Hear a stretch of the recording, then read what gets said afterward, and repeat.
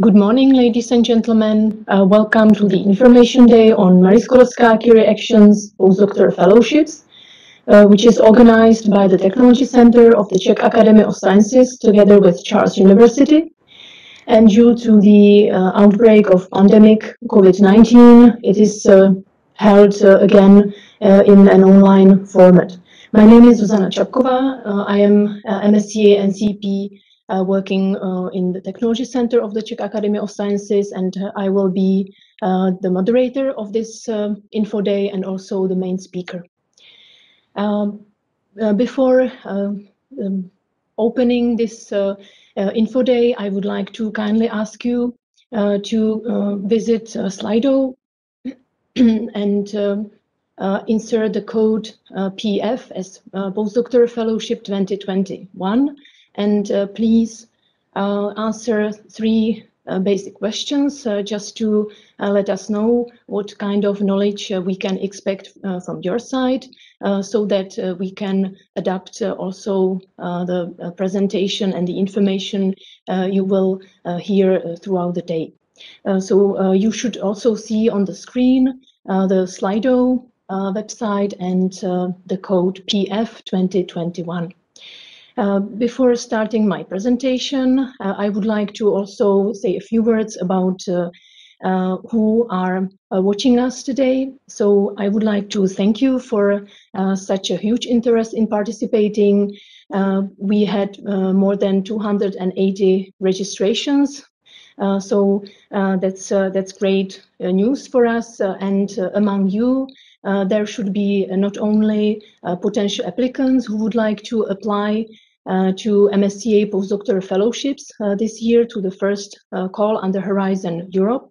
There are also some researchers who would like to get at least a basic knowledge and who are considering applying in the future. And we have here also quite an important number of project managers and those who support the applicants at submission phase. So we have a nice mixture of participants, and I hope that this event will be beneficial for all of you. I should also say a few words regarding the work program. On the 1st of January 2021, the new framework program Horizon Europe was launched. And as you might know, unfortunately, we are still waiting for the adoption of the main work program, which is the Bible for participants, the applicants in Horizon Europe. I'm sorry. And this is also the case for a specific work program for Msc reactions. It is supposed to be open on 27th of May, but due to the current evolution, it might be again postponed.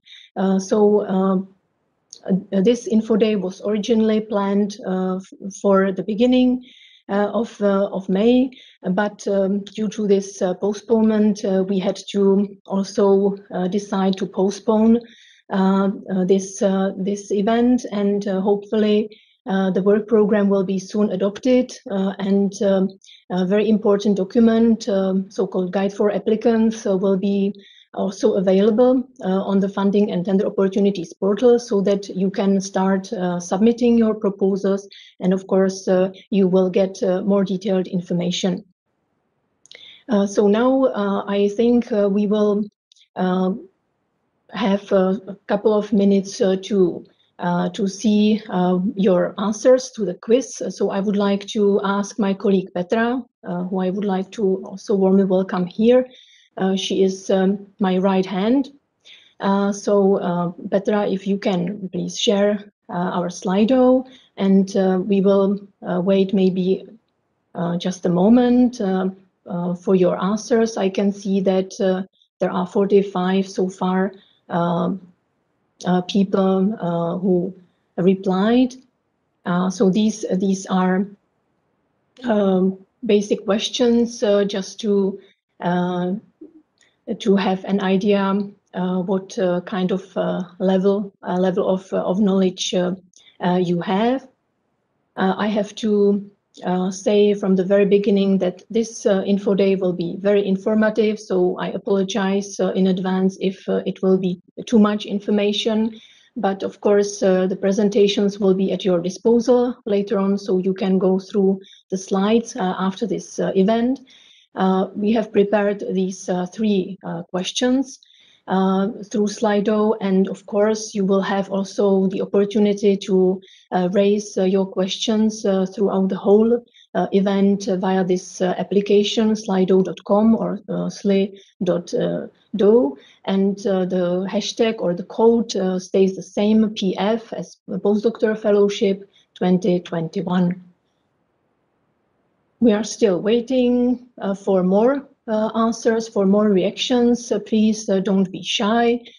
This is a kind of energizer because today it's Friday morning. So to activate your brains, we would like to ask you to answer a couple of questions.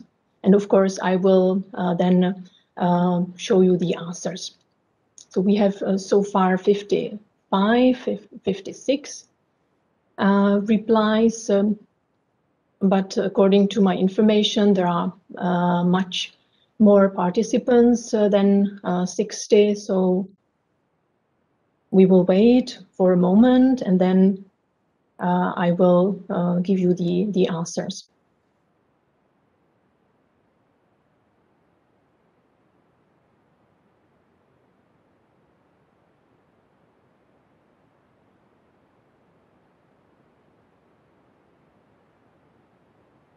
So the number of the answers is slightly increasing, but I think we can maybe start showing the results as we don't want to spend too much time on this first activity.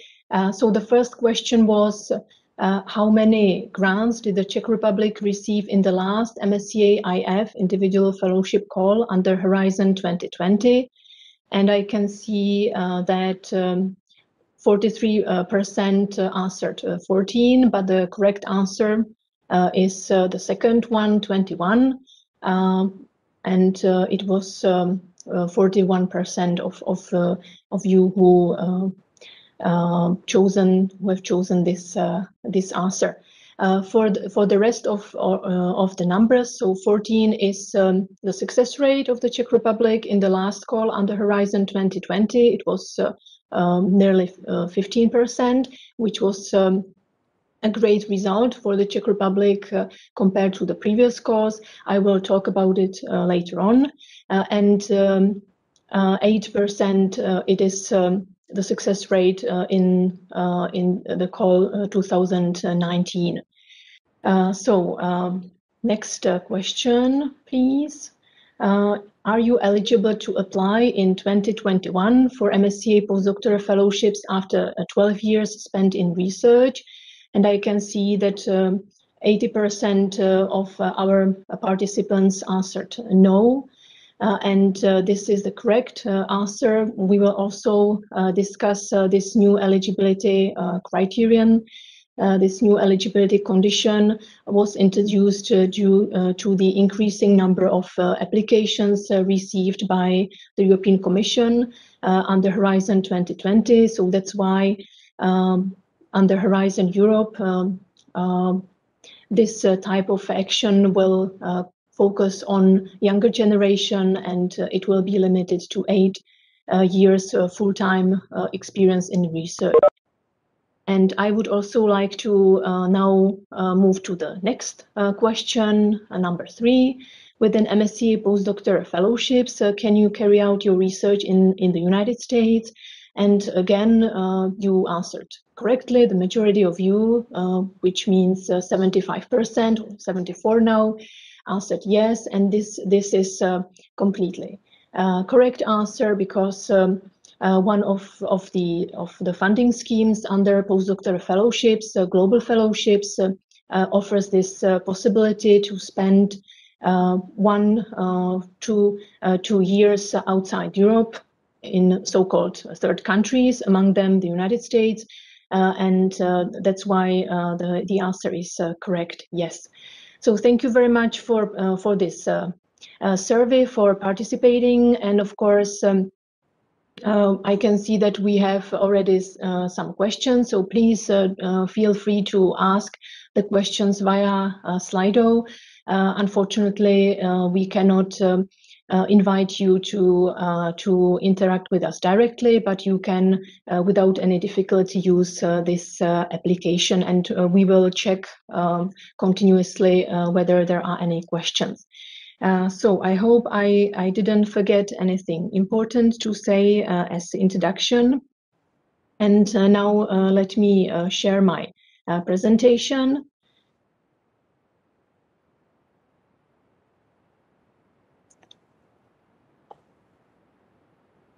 So I hope you can see it well, and I will start with the official program.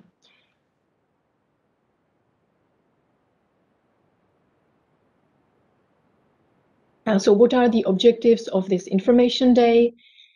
We would like to familiarize our participants with new rules under Horizon Europe, which is the new framework program. And we would also like to guide you through the award criteria. There has been some evolution, let's say, in award criteria. And of course, I will talk about each of them.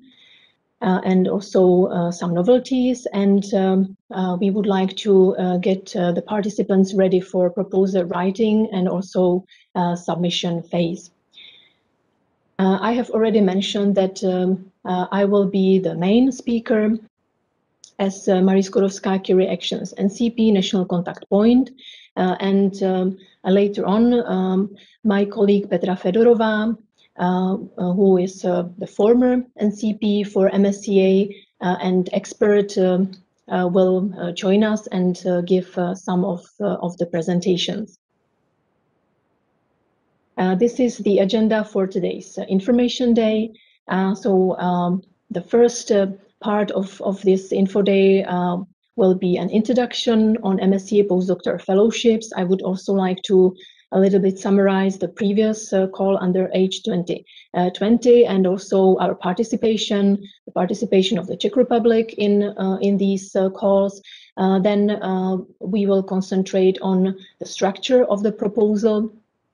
And in the third part, I will speak about the award criteria, how to write a competitive proposal, and we will give you some tips and recommendations from the practice of the previous calls, some strengths and weaknesses which have been identified in submitted proposals, and as the last part, it will be dedicated to the support to applicants. I will mostly talk about our national support, but of course I would like to explain a little bit what you should do in the upcoming months or in the future.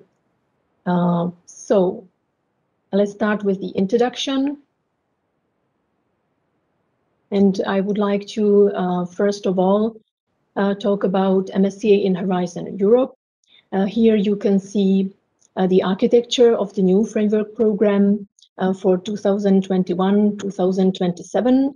And you can see that Marie Skłodowska-Curie Actions are part of the first pillar, excellent science.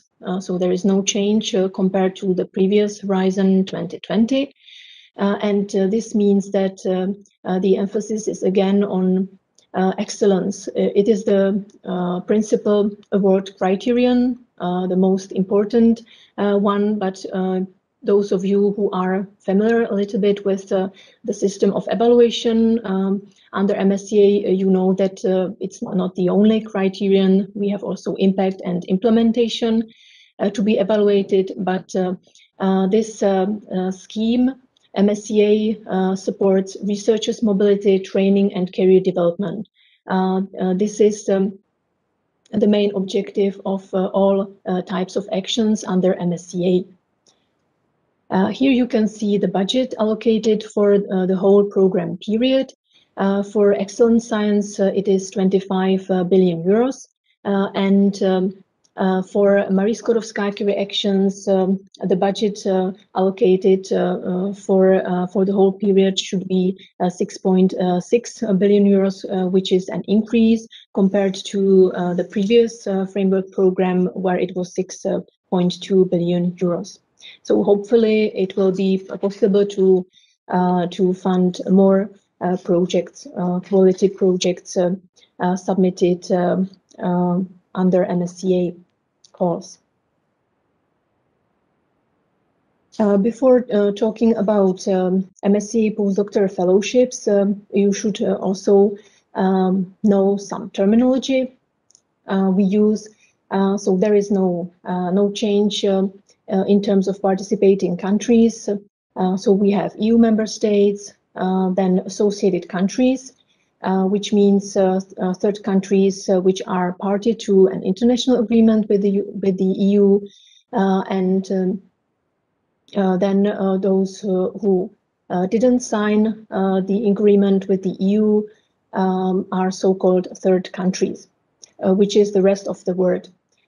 We have received some questions through registration form, and I think one of them was whether it is possible to apply for postdoctoral fellowships with an institution in the United Kingdom. Of course, due to the Brexit, the situation has changed a little bit for the United Kingdom. But good news is that the United Kingdom is an associated country, which means that there will not be a substantial change in the participation. So you can choose a host institution in the United Kingdom. We distinguish two categories of researchers according to scientific age. For postdoctoral fellowships, it will be the second category, but just to give you full information, the first category, those who are not already in possession of a doctoral degree at the date of the recruitment, these are doctoral candidates, and then of course the second category, postdoctoral researchers who are at the date of the call deadline in the possession of a doctoral degree. And this is defined as a successfully defended doctoral thesis, which means that it is possible to apply, and I will talk about the eligibility conditions in a moment, even though you have been not awarded the PhD title, but you have defended successfully your thesis. And then an important term, interdisciplinarity, which is defined as integration of information, data, techniques, tools, perspectives, concepts, or theories from two or more scientific disciplines. And I have also the second slide with the terminology, academic and non-academic sector. Also a key element for postdoctoral fellowships. Academic sector comprises public or private higher education institutions, public or private non-profit research organizations, or international European research organizations. And the rest can belong to non-academic sector, which means the definition is really, again, quite broad, and a socio-economic actor not included in the academic sector. Sometimes you are not sure whether the institution is an academic or non-academic one. In that case, you can of course contact me and we can check together. And here are the key features of Marie Skłodowska-Curie actions, which is, let's say, common for all Marie Skłodowska-Curie actions, not only for postdoctoral fellowships. So all these actions are focused on researchers' training, skills, and career development. Marie Skłodowska-Curie actions offer opportunities to all researchers at all stages of their career.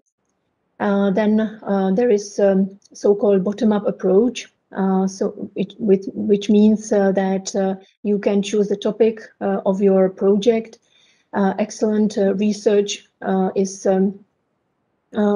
supported without any predefined topics. And the stress is put on international, cross-sector or intersector and interdisciplinary mobility, so-called 3I. And I will explain what it means in postdoctoral fellowships. MSCA actions ensure attractive working and employment conditions. And they should have a structuring impact on organizations through excellent programs. And last but not least, they strongly encourage collaboration with industry, with non-academic sector, and also with small and medium enterprises. And there are also incentives in postdoctoral fellowships action to collaborate with non-academic sector. And here is the table showing types of actions under Horizon 2020 and Horizon Europe, and also the target groups. And you can see that talking about our action, which is the objective of today's Info Day, we have under Horizon Europe a new name for this type of grants, postdoctoral fellowships. It is a successor of individual fellowships.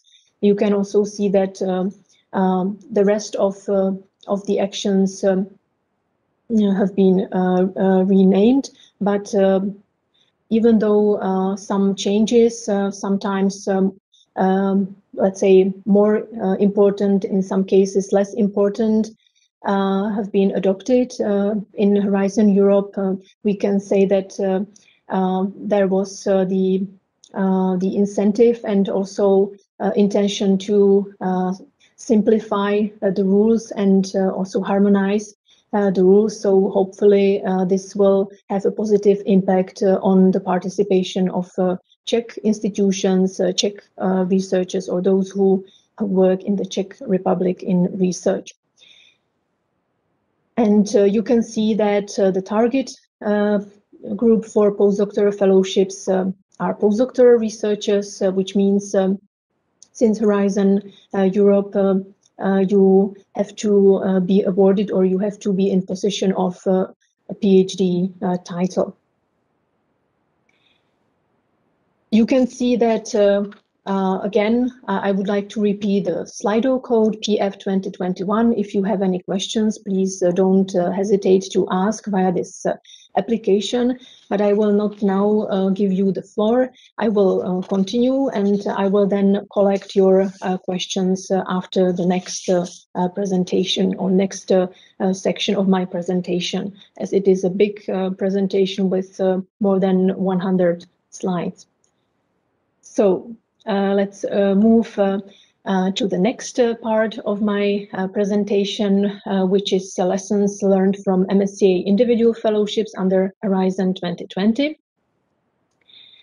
We are used to always a little bit, at least, analyzing the previous course, and this will be also the case this year. So here you can see the evolution of the number of proposals submitted throughout Europe or throughout the world under Horizon 2020.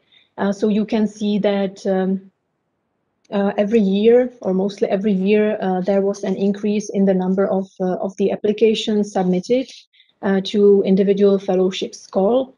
And that's why the European Commission has to reflect this increasing number of applications, because of course with this increasing number of applications, the budget is not increasing proportionally, and this could cause frustration of the applicants, and that's why we have new rules regarding requirements and eligibility restrictions.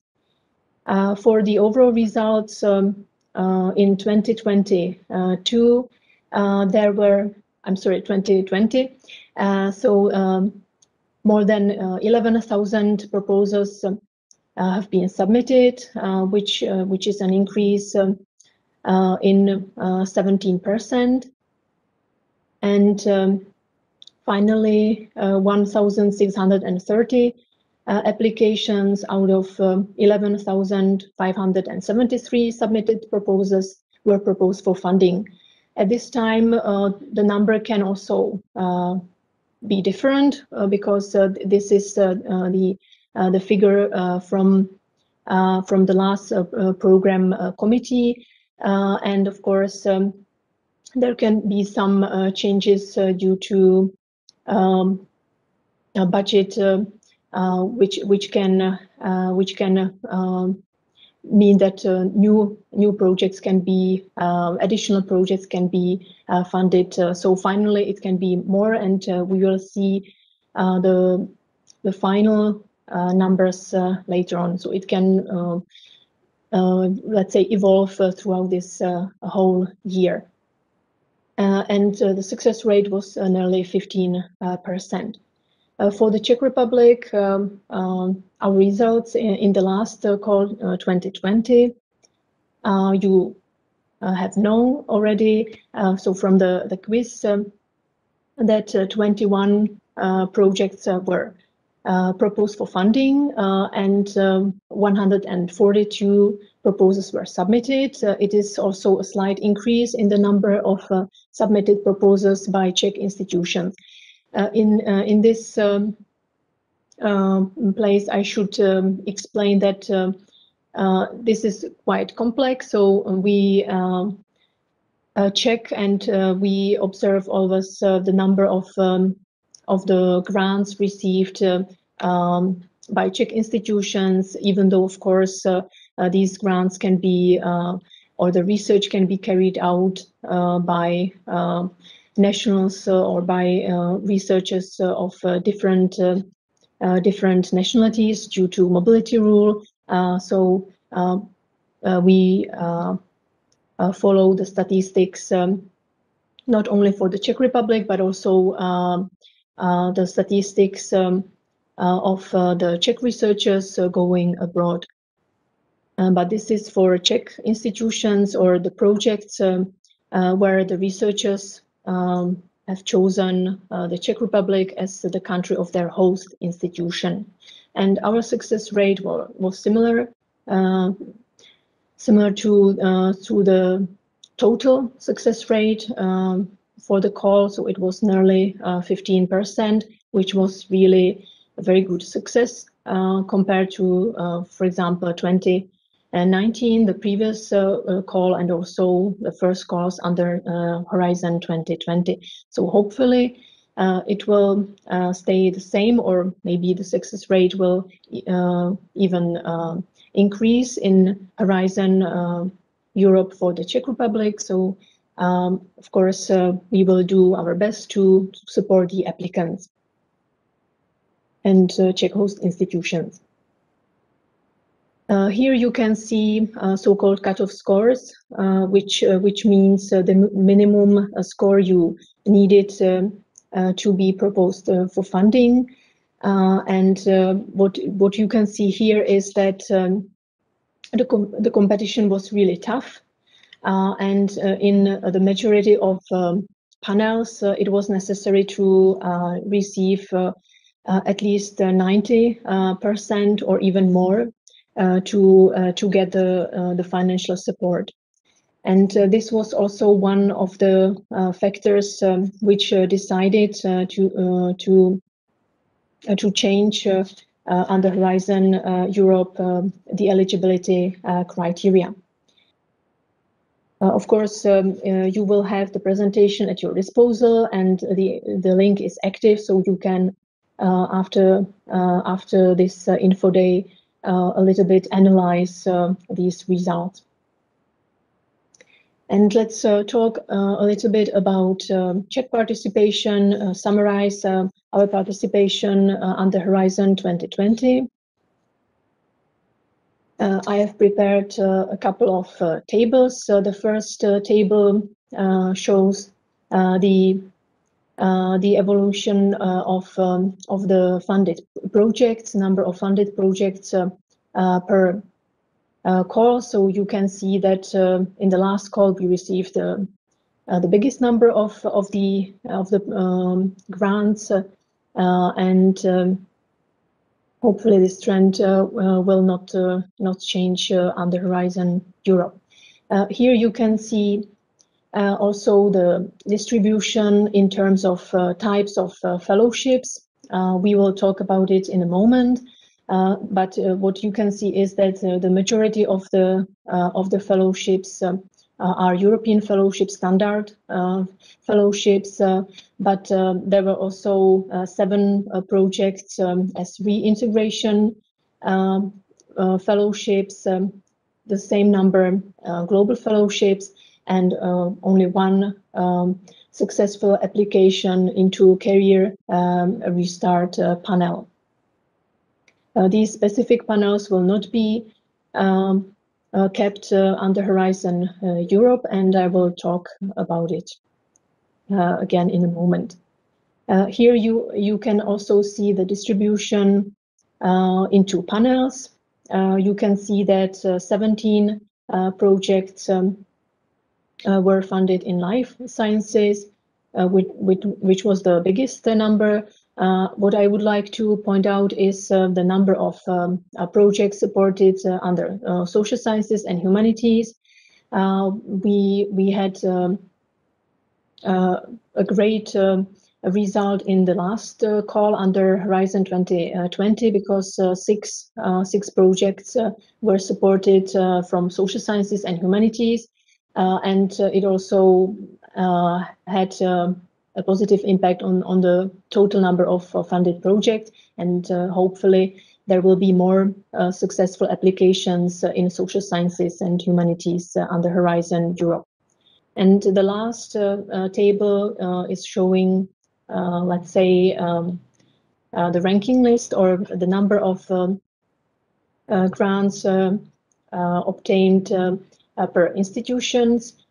In total, we received only 56 individual fellowships, but we will see what the future brings, and hopefully there will be more applications, and also successful applications under Horizon Europe.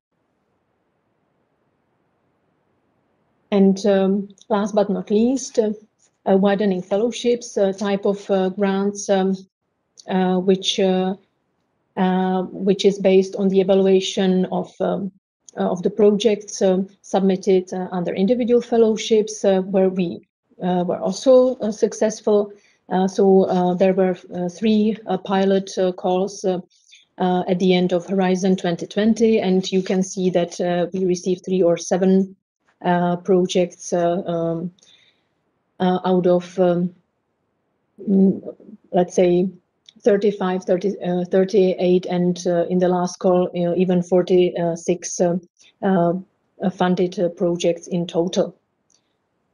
And this figure can also change because of new financial support or budget allocated, additional budget allocated to the projects on the reserve list. So this is not the final number. And of course, it will be then precised later on. So again, I would like to repeat, if you have any questions, please feel free to use Slido and the hashtag or code PF2021. And I will now continue again with the next part of my presentation, where I would like to now talk about new rules for participation in Horizon Europe, and I would like to describe the novelties in details.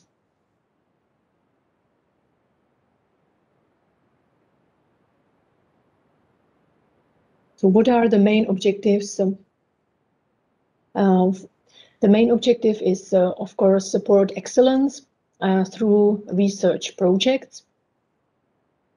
We have already talked about III, but in general, I should stress that the objective is also to enhance the potential of researchers, since Horizon Europe, those who are holders of PhD title already, and enable them to attend training, to increase their skills, not only their scientific skills, but also transferable skills, which can help them to proceed and develop their career. There is also focus on III, which means that the mobility is supported through collaboration with third countries, international, then also cooperation between academic and non-academic sector. It means inter-sector mobility and interdisciplinary. Of course, the projects with interdisciplinary approach are welcome, but of course, if you cannot find this interdisciplinary approach in your topic, then it's completely fine. And then the last point, it is related also to the previous one. Postdoctoral fellowships aim at bridging with a non-academic sector, and we will see that there is one specific incentive in the new type of placements in non-academic sector at the end of the fellowships. What is a typical postdoctoral fellowship? It is not only a research project, but this should be training through research activity under direct supervision of your mentor, your supervisor, a senior colleague at your host institution. So you should understand that you should not only carry out your research, but at your host institution, you should also benefit from the expertise of your senior colleague, your supervisor, or his or her research team, and you should also plan hands-on training, which can help you to advance in your career. Again, emphasis on intersectoral and interdisciplinary mobility and aspects in general. We have already discussed this point, and the next one is two-way transfer of knowledge between you, the researcher, and your host institution, which means that you should, of course, learn something new methodology, new approach. You should be trained at your host institution, but at the same time, you should bring something new to this host institution. And here there should be really perfect match. I have already mentioned hands-on training, so don't hesitate to plan within your fellowship not only seminars or trainings which will develop your scientific skills in terms of new techniques, instruments, etc., but don't hesitate to plan also other type of trainings, seminars, or consultations in the topics which can be beneficial in general for your future career, transferable skills, etc. So usually you can, for example, plan a training in proposal preparation or IPR, intellectual property rights, gender issues, open science, all these, let's say, modern issues related to research in Europe and worldwide. You can also plan optional stays outside your host institution, so-called secondments. These can be planned not only in Europe, but also in third countries. You will see that there is a new specific type of secondments or placements in non-academic sector. Last but not least, as you are awarded a grant from EU, then of course you should also share the results with your community. So you should plan also sufficient number of dissemination activities through which you can communicate your research results with your colleagues. Last but not least, also communication or outreach activities should be an integral part of your project. Through these activities, which aim at creating awareness among general public, you can not only share the results of your project, but you can also talk about the research in general with the general public. And it can be, for example, through your participation in European Researchers' Night, etc. What are types of fellowships? There is no change in terms of the types of fellowships, or at least this basic division into European and global fellowships has not been changed. So you can stay in Europe. So you can choose your host institution in an EU member state or associated country, and in this case, it will be European Postdoctoral Fellowship, which can last from 1 year to 2 years. And of course, you can then also extend it via a placement in a non-academic sector at the end of your fellowship. Or the second type of fellowships is global fellowships, and this scheme hasn't changed dramatically under Horizon Europe. So it means that you are supposed to go to a third country where you will spend so-called outgoing phase. It can last from 1 to 2 years, but then you have to come back to Europe, and this will be your return phase in Europe at any EU member state or associated country. The host institution can be also the institution where you are currently working, so there is no mobility rule applied for this return phase. And this type of fellowships is longer. It can take from 2 to 3 years. And then I would like to mention ERA fellowships, successor of Widening Fellowships, the scheme which aims at supporting the applicants who have chosen the host institution in one of the widening countries, so that the European Commission wants to increase chances of less represented countries. You already know that there will be no specific panels. This is one of the novelties. So you cannot apply to Career Restart panel, Reintegration panel, or Society and Enterprise panel anymore.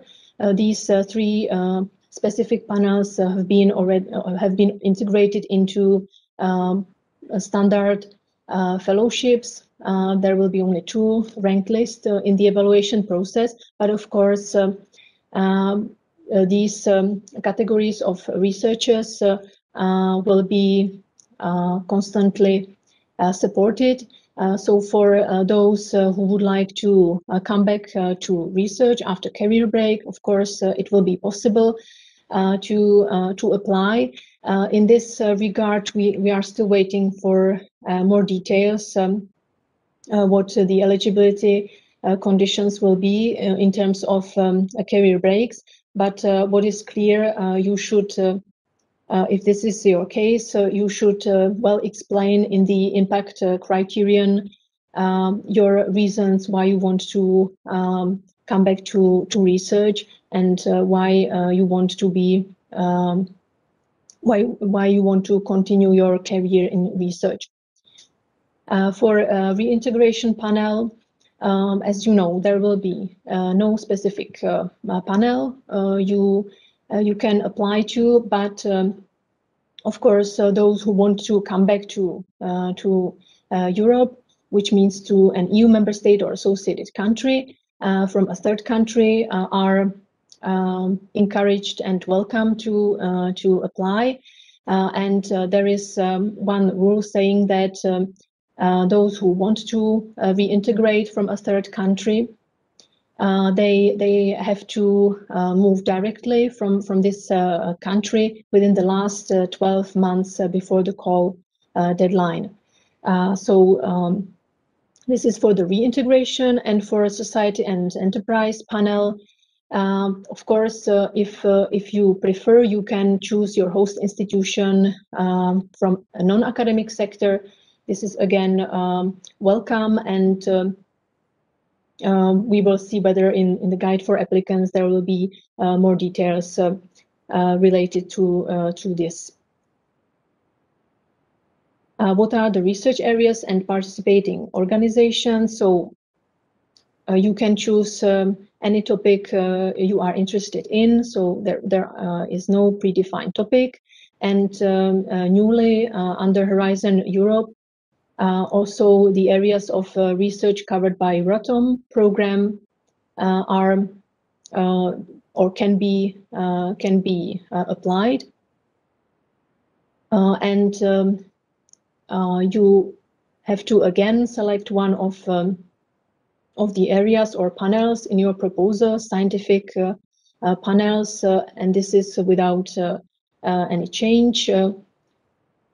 And you will see it in the application when you start the registration. And for participating organizations, postdoctoral fellowships is again a mono-beneficiary action, so there will be only one beneficiary, which must be located in an EU member state or associated country. And of course, if you choose a global fellowship, you will have also the second participating institution in a third country, which will not be officially beneficiary, but of course it will be linked with you. It can be by an employment contract, etc. And of course there will be other institutions for your secondment. And for Euratom, for this type of projects, of course, it is possible to apply, but you have to check what are the states eligible to choose. And what are the possible roles? The beneficiaries are the institutions that sign grant agreement,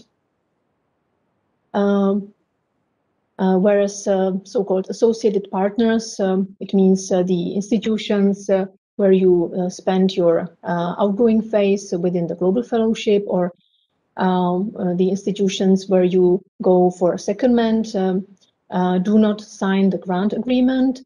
So officially, it is only the beneficiary in an EU member state or associated country who recruits researchers. But of course, both categories, beneficiaries as well as associated partners, can train or host researchers on secondment. And the last point is related also to the first one, which means that the beneficiary can sign or signs a grant agreement, which has a direct impact on cost claiming. So only the beneficiary is allowed to claim costs. For the recruitment, I have here one note. So concerning the additional employment contract between you, the researcher, and the institution where you go for your outgoing phase, which is recommended in order to ensure adequate medical or social insurance.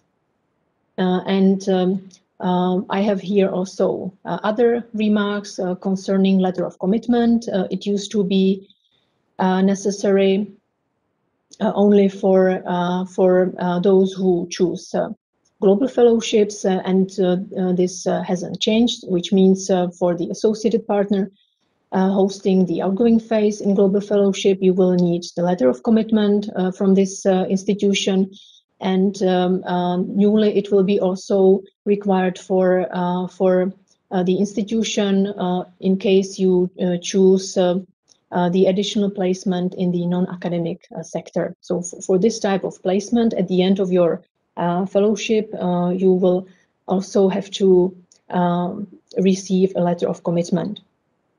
And of course, a partnership agreement is not mandatory, but the beneficiary is encouraged to sign it. And now I would like to summarize the eligibility conditions. The first point is clear, so you can apply for postdoctoral fellowships if you are a researcher of any nationality. There is only one important thing to keep in mind for global fellowships. You have to be a national or long-term resident of an EU member state or associated country. And the definition stays the same, which means a long-term resident is the person who can prove the continuous residence in a new member state or associated country of at least 5 consecutive years. So this can be, of course, then checked in the guide for applicants once it is published.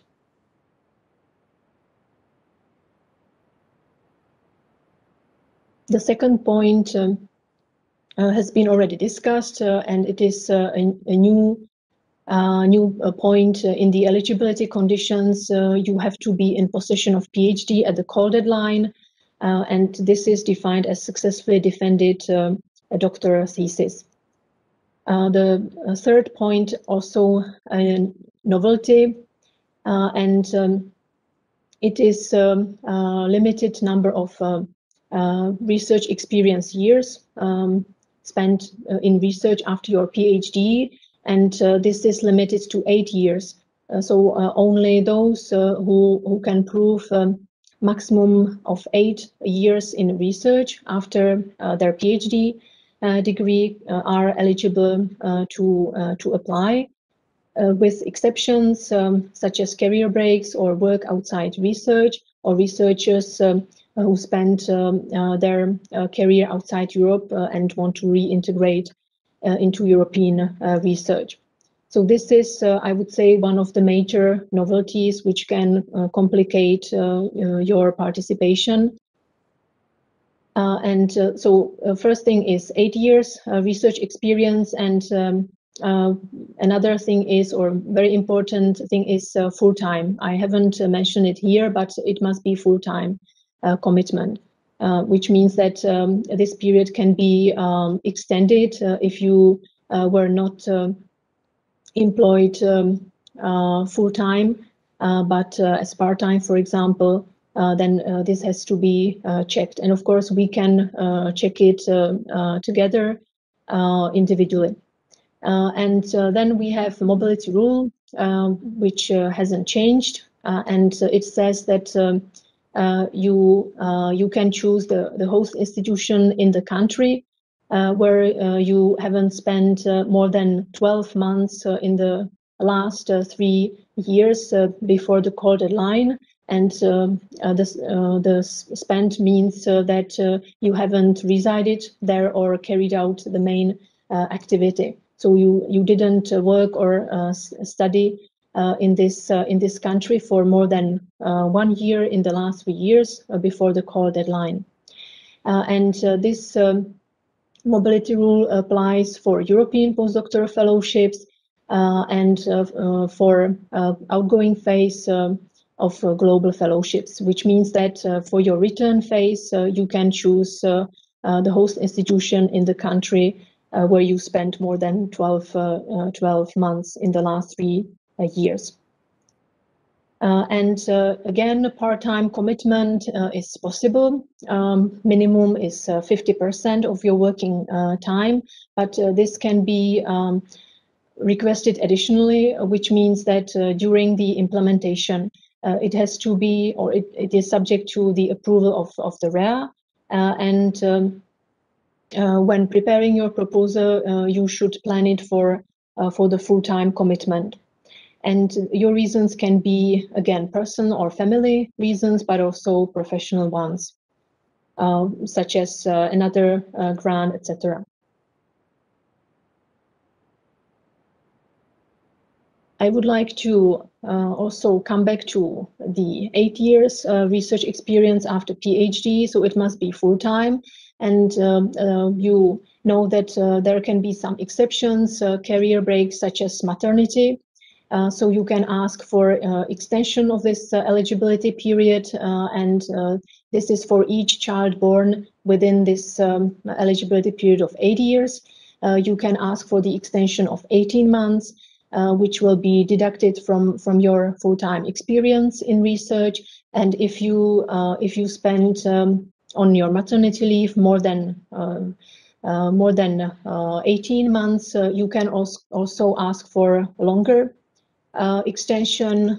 This has to be, of course, documented, and of course, it is completely fine if you ask for this extension. And for paternity, it is again for each child born within this eligibility period of 8 years. It must be documented, and it will be deducted from your experience in research. And of course, the cases such as compulsory national service or short stays such as holidays, time spent as part of the procedure for obtaining refugee status are not taken into account in this experience. And we are waiting for more details related to career outside research or teaching. So what I can cite here is only the definition from H2020. Active in research means being employed or holding scholarship in research, and this will be later on specified. We now will talk about the secondments. Just quickly summarize what has been said. So you can choose or you can plan your stays in Europe, but also outside in an academic or non-academic institution. Your secondments have to be meaningful, appropriate to the type of your fellowship and also the topic. And it can be a single period, or it can be divided into shorter periods. It can take place at one or more organizations in the same country as your beneficiary, or of course abroad. And regarding the limitation of the duration of the secondment, so for European fellowships, up to 1/3 of the duration, and for global fellowships, 1/3 of the outgoing phase. And for global fellowships, you can also plan a 3 months secondment at the start of your project at your beneficiary, and of course at any other institution. But you cannot plan a secondment during the return phase.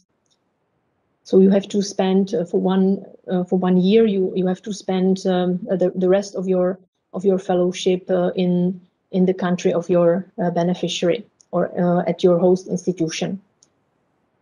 No letter of commitment is required, but the letter of commitment will be newly required for this new optional additional placement, which can last up to 6 months, and it can be located in a non-academia, which means that your project will be extended by up to 6 months. This should help promoting your career between sectors and also stimulate innovation knowledge transfer. Then I have here another remark. Fellows recruited in the non-academic sector, of course, can opt for this placement, but it must be in a different institution than their host.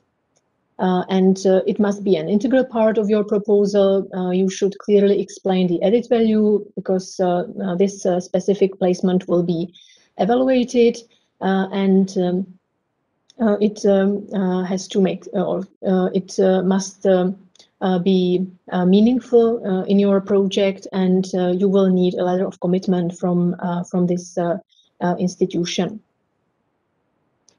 Here we have the first course under Horizon Europe. You can see that we are waiting for the opening of the first call. It is supposed to be next week on the 27th of May, with the deadline in September, 15th of September, and hopefully it will not change, or if it changes, then of course you will be well informed. So this is due to the delay in the adoption of a work program. The first year is a little bit complicated, but for the next year, 2022, we'll hopefully come back to a standard opening and closing dates. And last point concerns the resubmission restrictions that will be applied as of 2022 for the applicants who received a score below 70%. They will not be allowed to resubmit their project in the next call. But this is not the case for the first call under Horizon Europe. And then just a few words about ERA Fellowships, successor of Widening Fellowships. This scheme should be kept, at least for the first year under Horizon Europe.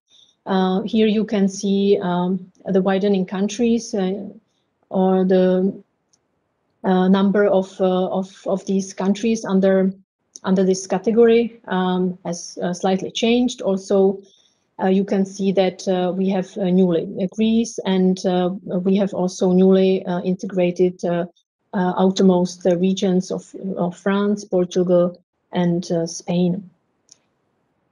There should be 10 million euros allocated for the first call, and there will be no separate application and either evaluation. So when applying for postdoctoral fellowship and you select as your host institution, the host institution in one of the widening countries, you can opt for this specific type of fellowships under call-specific questions. And it will be open only for European fellowships, not global fellowships, and the scoring will be again over 70% in order to be considered for funding. And only the last word about international mobility of researchers, which is a funding scheme which will be open via the new operational program, John Amos Comenius. It is provided by the Ministry of Education, Youth and Sports, and this is the second, or we can say third, alternative funding for your fellowship, and there shouldn't be many changes.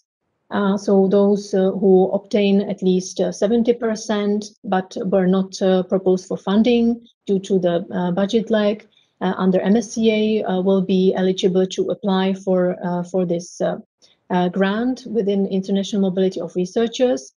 And the ministry supports not only arrivals to the Czech Republic, but also those who are leaving for another host institution in another country. And as there was not the call opened for the last call under Horizon 2020, the first OPIAC call will be also open to the proposals from Horizon 2020, the last call. And I have also a good news. The ministry is exploring possibility of funding global fellowships, of course, with return phase in the Czech Republic. And that's it. Now I think we have time for your questions. So before continuing, I would like to ask Petra if she can share her screen and show me the Slido questions. So I will stop sharing my screen, and okay, I can see that we have quite a lot of questions. So thank you very much for your questions, and I will try to go through all of them. The first question: where can I find the list of the associated countries for Horizon Europe? Has it been published yet? To my knowledge, unfortunately not. It hasn't been published yet, so please wait for the publication of the work program for Horizon Europe, where it will be as one of the annexes, the complete list of associated countries. Is this fellowship available also for the UK? I think it has been answered. Yes, the UK is an associated country, or will participate as associated country, so you can choose your host institution in the United Kingdom. Is Israel an associated country? This most probably, I should say yes, but I don't have the updated information, and I cannot tell you which countries will be associated. This is under discussions, but I believe yes, Israel will be an associated country. Then we have here a question in Czech. So the question concerns financial support. Yes, so for financial aspects, I will talk about it in a moment. I will have a presentation on the grant and family allowances. So I think we can keep this question. But again, family allowance is one of the budget categories. So you can use it for the support related to your family, etc. So it will be kept. Thank you. Is this postdoctoral fellowship similar with Msc Individual Fellowships? So of course, this is the successor of Individual Fellowships. So yes. We have here when the application deadline is expected, when successful applicant is able to start his/her postdoctoral fellowship. So it was also on one of my slides. So the deadline for now is 15th of September, but due to the postponement of the opening of the call, it can happen that also the deadline will be postponed. But what I suggest is please prepare your proposal, keep in mind the deadline of 15th of September. And if finally the deadline is postponed, you will have some extra time to work, to edit your proposal. So this will be your plus, but for now, this 15th of September is a fixed date.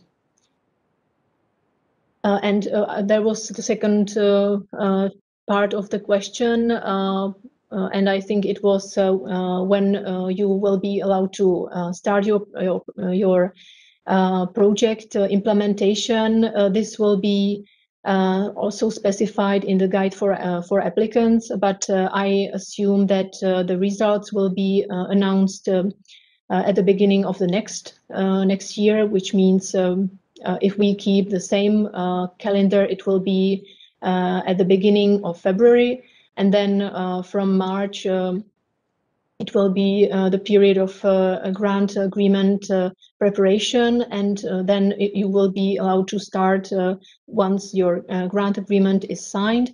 but I believe that there will be the same flexibility kept as in Horizon 2020, which means that you will be allowed to postpone the start of your project, and it will be till the next year, September next year. But this has to be precised in the upcoming weeks or months with the adoption of work program and also publication of the guide for applicants. And this is the following question. Thank you for it. When will be the guide for applicants made available? This is the question I cannot reply, or I would like to also know the answer to this question, but for this moment, unfortunately, we are waiting and very impatiently for the guide for applicants, and I have to say that even the NCPs do not have access to this document, so hopefully it will be published very soon, and once it is published, then of course I will update this presentation so that you have full portion of information if there are any changes compared to what I have said. So we need to be patient, but I hope that after this info day you will have enough information to start preparing your application. Is an applicant from China eligible? There is no nationality restriction, so researchers of any nationality can apply. For European fellowship, there is no requirement for global fellowships. You remember, or you can then come back to my slide that you have to be a European national or a long-term resident. Do the 8 years of research include time worked as a graduate teaching assistant without a postdoc job or in grant writing rather than research posts? So thank you for this question. I remember that it was also written in the registration form. This unfortunately is not very clear. So far, we have to wait for the guide for applicants, but as I said, you might remember that the research should be defined by your employment contract. So it really depends what you have in your contract, and if it was only teaching, then and it was not research, then it should not be calculated as the research experience. But if you agree, we can discuss your specific case individually, so you can contact me by email or by phone, and we can check together. Thank you. So I can see that there are more and more new questions. Thank you for them. I have applied in MSc IF 2020, but my proposal was not funded, scored 70%. Can I resubmit same proposal? Yes, so for this year, there is no resubmission restriction. It will be applied next year, so you can without any restrictions. And you should take into consideration the comments from the evaluation summary report. So thank you for this question. When evidence of parent leaves is needed in Czechia, this is issued, for example, by Úřad práce in Czech language, who reviews the evidence. Where should it be supplied? This has to be again checked, and it will be specified.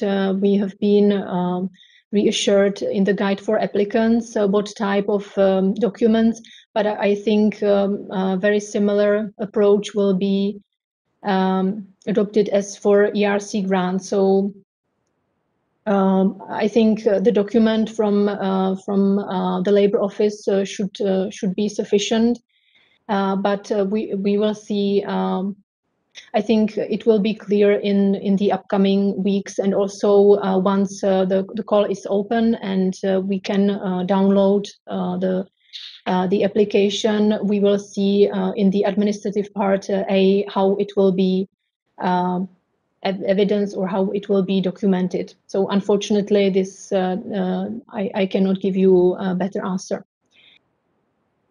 Can a research and development scientist experience of industry can impact on application for MSc IF? How the industry experience can influence the application?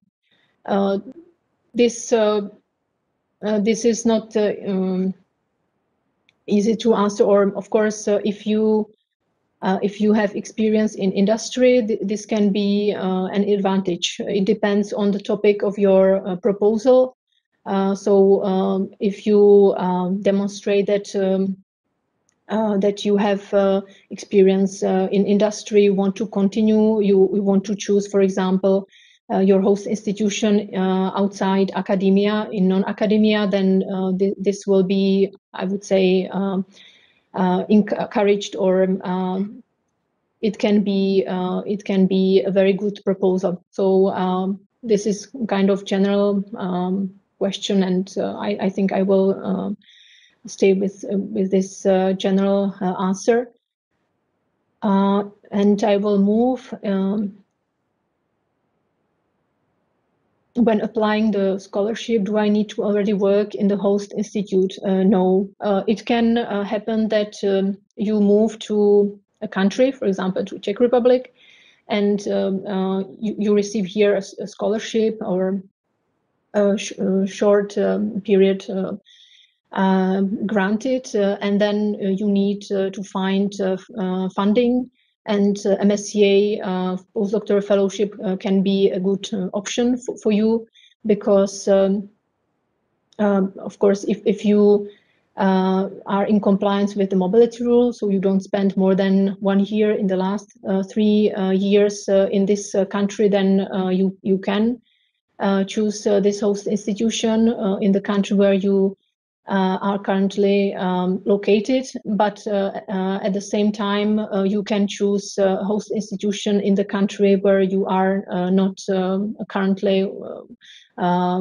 located. So of course, if you agree on this proposal with the supervisor, with the host institution, then you can prepare distantly your proposal, and then you will move to the country once the grant is awarded. Is age index important conditions in science proposal? It is not a factor which should decide whether you will get the funding or not. Your CV is an integral part of the proposal, and it will be assessed by the evaluators, but it is not a substantial, or it means if your age index is high, it doesn't mean that you will for sure receive the grant. So it is not like this. And we will talk about the CV also later on. If I'm already employed in the Czech Republic, can I apply for this fellowship in the Czech Republic, or is it just mobility action? Yeah, so I think I haven't highlighted from the very beginning. The MSCA supports mobility. This is the key word for all types of grants. So all these projects should enhance your chances to move to another country and learn something new, to be trained, etc., in another country. And then you know and where you work. But if you fulfill mobility rule, then it is possible to apply in the Czech Republic. So if you don't stay here for more than 1 year in the last 3 years, then no problem whether you are already employed in the Czech Republic or not. Could you explain briefly the co-fund? Postdocs are also targeted in this. What is the difference with individual fellowships? I'm sorry, this is not the objective of today's info day. So if you have any questions, you can contact me later on. But we don't have time to talk about the co-fund. So I hope it is for you acceptable. Is this fellowship available for the Belarusian from Republic of Belarus? Yes. So no matter of which nationality you are, you have to choose. You have to choose the host institution in an EU member state or associated country. So that's it.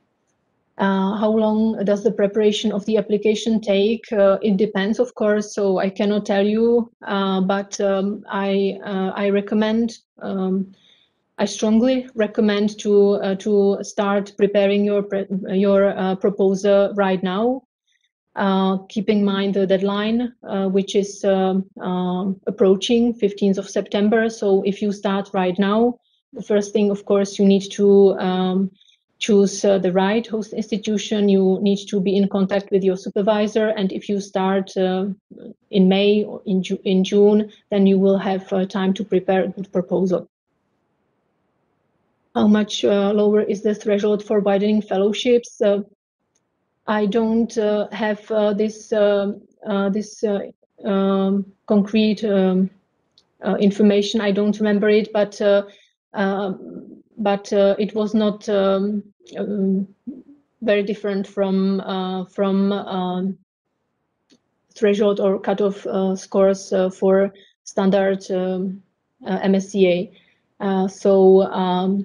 But what is important here is that you don't compete with the whole world, but only with the countries under this category, widening countries. But I can find this information. So what we have here, next 8 years count since the day you defended your PhD thesis. Yes, it should be correct. Yes. Will the widening fellowship be under Horizon Europe? So it will be not widening fellowship, but ERA fellowship. But it will be the same scheme, only renamed. So widening fellowship equals to ERA fellowships. Can you please give me an example of a project with non-academic collaboration? I suggest you consult the Cordis database, where you can find all funded projects, and you can also see which institutions hosted the fellow, but non-academic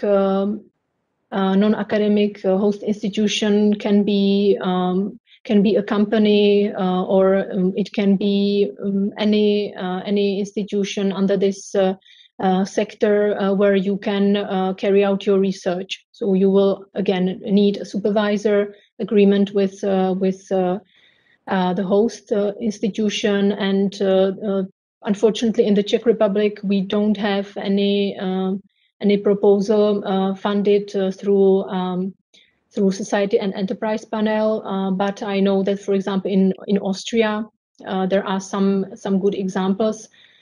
So if you are interested, then I can find the names of these institutions, but for this you can contact me.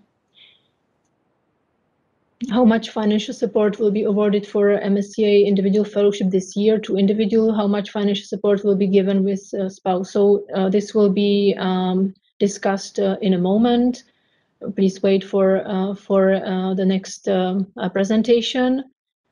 Do secondments need to be in a non-academic sector, or can they also be in academic sector? Yes. So I'm not sure whether it was not clear in the presentation, but you can choose non-academic as well as academic sector. And I would say that secondments in non-academia are strongly recommended, encouraged, but of course it depends on your topic, etc. Is anything known about Czech funding of unsuccessful postdoctoral fellowship projects from OPIAC? Will placement in non-academic sector make the proposal ineligible for JAC? This is still under negotiation, but to my knowledge, but this is not for 100% sure. Of course, we have to wait for the adoption of this program or for the launch of this call. But what I know from the ministry, if the project receives 85%, which means seal of excellence, then it should be possible to keep also this placement in non-academic sector, and the project should be eligible. If it's under or if it's below if it's below 85%, then this placement in non-academic sector couldn't be accepted, so the proposal would be ineligible. But this is really at the stage of setting up this call. But as far as I know, this is in let's say this is one of the possibilities. And once I have more details, I will of course share the information with you. Is it possible this year to apply before getting PhD? For example, if deadline is on September and my defense is on December? Unfortunately, no, it's not possible. You have to have a PhD title, or at least awarded a PhD. It means defended your thesis. So if your thesis will be defended in December, you have to wait for next call. What is the profit for the beneficiary institution from individual postdoctoral fellowship? Does individual fellowship cover not only the salary but also other project costs? We will see it in a moment in the presentation on financial aspects. So not only salary of the researcher, but other categories. There is one specific budget category. Institutional costs, management, indirect costs, and research training networking costs, but you will see it in a moment. Is it possible to have a full-time MSCA fellowship and a part-time contract in the Czech Republic? I'm not asking about part-time MSCA. This is not, I would say, this is a tricky question. Of course, if you have other commitment or other projects, then you can keep them, or you do not need necessarily to suspend your involvement. But if it's you should think it thoroughly. Also, part-time contract can be, for example, 20% or 50%, or so. I cannot answer differently than just in general. So this we can develop or elaborate on this question individually, but you should definitely plan your project as full-time. You can ask for part-time during the implementation. So there is some flexibility, and if, for example, if you need to finish another grant, then there is quite a long period after you are informed about the results of the call. So you can postpone the start of your project MSCA grant. So this should be considered. When can the mobility start? So it will depend on the opening of the call, but if we keep the calendar, then it could be at the beginning of 2022 in March, or it depends when the results are communicated, when the grant agreement is signed. So it can be, let's say, at the beginning of next year. For the eligibility condition on 8 years research experience, how is Europe defined? To define research experience outside Europe. So I don't think I understand the question. So research outside Europe, it is meant in the countries which are neither EU member states or associated countries. So outside Europe, it is third countries, third countries. About resubmission restriction, is the applicant with a score below 70% not eligible to apply in 2022 at all, or can he still apply with a different project? For this year, there is no resubmission restriction. But if you apply this year and you don't get at least 70%, then you will not be allowed to resubmit in 2022. But you can apply with a different project. No, it means resubmission is in case the same institution, the same researcher, the same fellow, and the topic is in the proposal. Yes, that's it. Would it be necessary to apply for Jan Amos Komenský program separately, or MSc projects will be considered automatically? This call, International Mobility of Researchers, is linked to the evaluation of your MSc project. So you have to firstly apply to postdoctoral fellowship, and then if you are not successful, you can ask for this support. But there are also other funding schemes or calls within the new operational program open to researchers, as far as I know. So we have to wait for the opening of this program. But if you are interested in Jan Amos Komenský call, then you have to prepare a proposal, or it's better to contact project office at your institution, and the colleagues will prepare this project for the whole institution, and you will just need to give them some information or cooperate on this proposal, but it can be done by administrative support at your institution.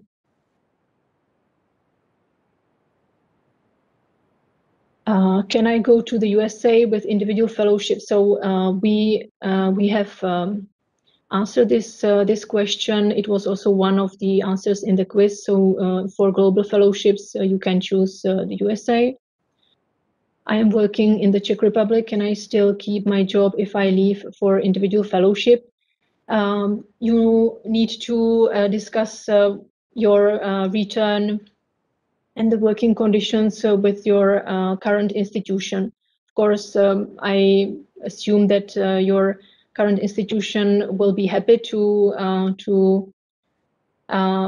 reintegrate you after your fellowship abroad, but it depends whether or what type of agreement you will conclude. So, but definitely you can, or you should discuss it with your institution, and I believe you will find a solution.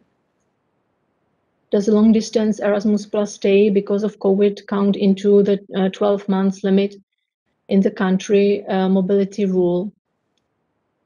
This is another nuance, we have to wait for the guide for applicants to answer whether the COVID will impact the mobility rule. So this will be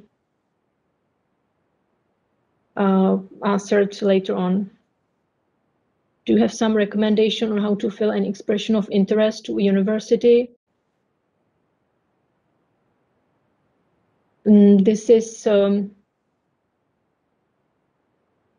I think I have to think about what I should say. So expression of interest, it means if you don't have already a contact with your potential host institution, I would recommend to visit the Funding and Tender Opportunities portal, where there is section Partner Search. You can upload your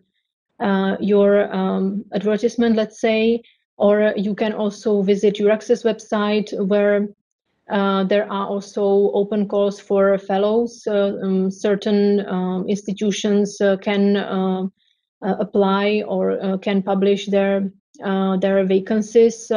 So this can be done via these tool or other networks, but I would say you should contact a person at the university where you would like to spend this fellowship, and you should choose your supervisor according to your research needs. So it should really be meaningful, the institution, what you want to do there, and whether, for example, the equipment available at the institution you can use for your research, etc. So this I think is enough for as answer to this question. I am doing job as a research and development engineer in Chinese company at China. Can I use this company as non-academic secondments with Czech host institution? So for non-academic secondments, let me think. Non-academic secondments, it should be only in EU or associated countries. So if the company is in China, then I think this wouldn't be eligible.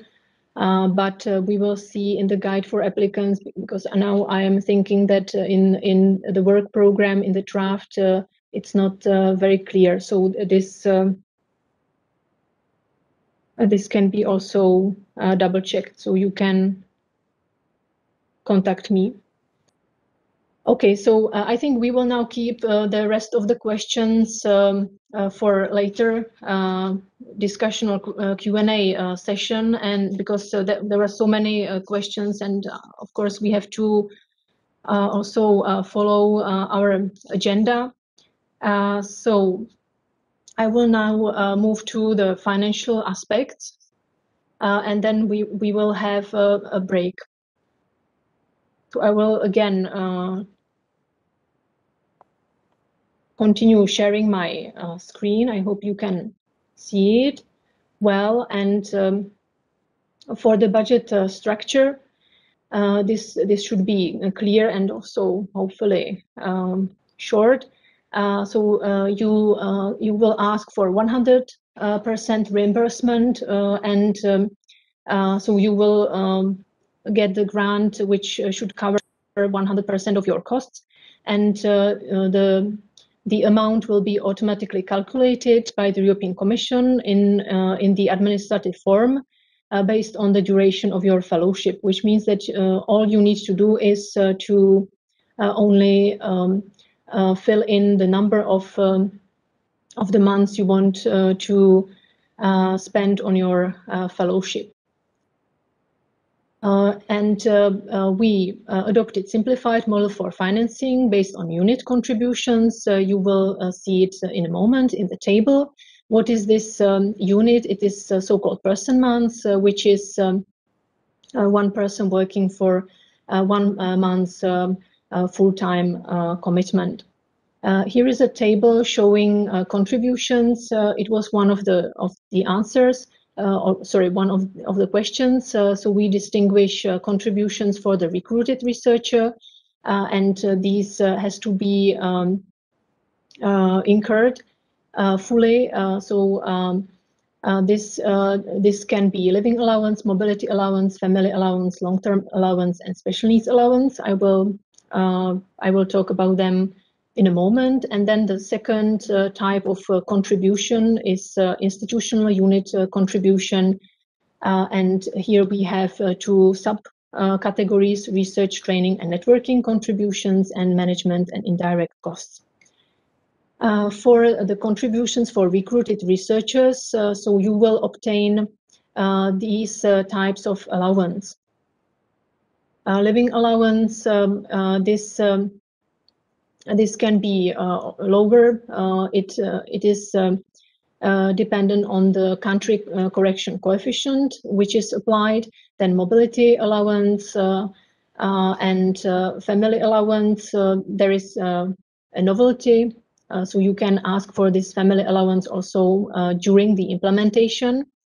And new category is also long-term leave allowance, and then the last, special needs allowance to support researchers with any type of disability. Here I will now talk about each of these types of allowances. As I have said, so these contributions have to be fully paid to you, to the researcher. Living allowance, it means your salary. It is paid in your monthly salary usually, and the figure in the table is a super gross figure, which means that of course the net amount will be lower after all these deductions of taxes and social health contributions. So this should be kept in mind. And I have also mentioned that it is adjusted through the country correction coefficient. You will find it in the work program once it is published. And for example, for the Czech Republic, it will be 79.1% of the amount stated in the table.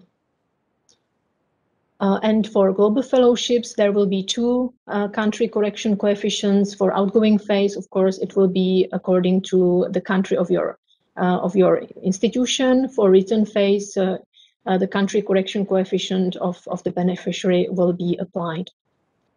For mobility allowance, it is important to keep in mind that this type of allowance is to cover costs incurred in relation to your personal travel and accommodation costs. So it shouldn't be used to pay, for example, the costs related to your business trips, conferences, etc. For this, it should be used another category: research, training, and networking contribution. And now we have family allowance.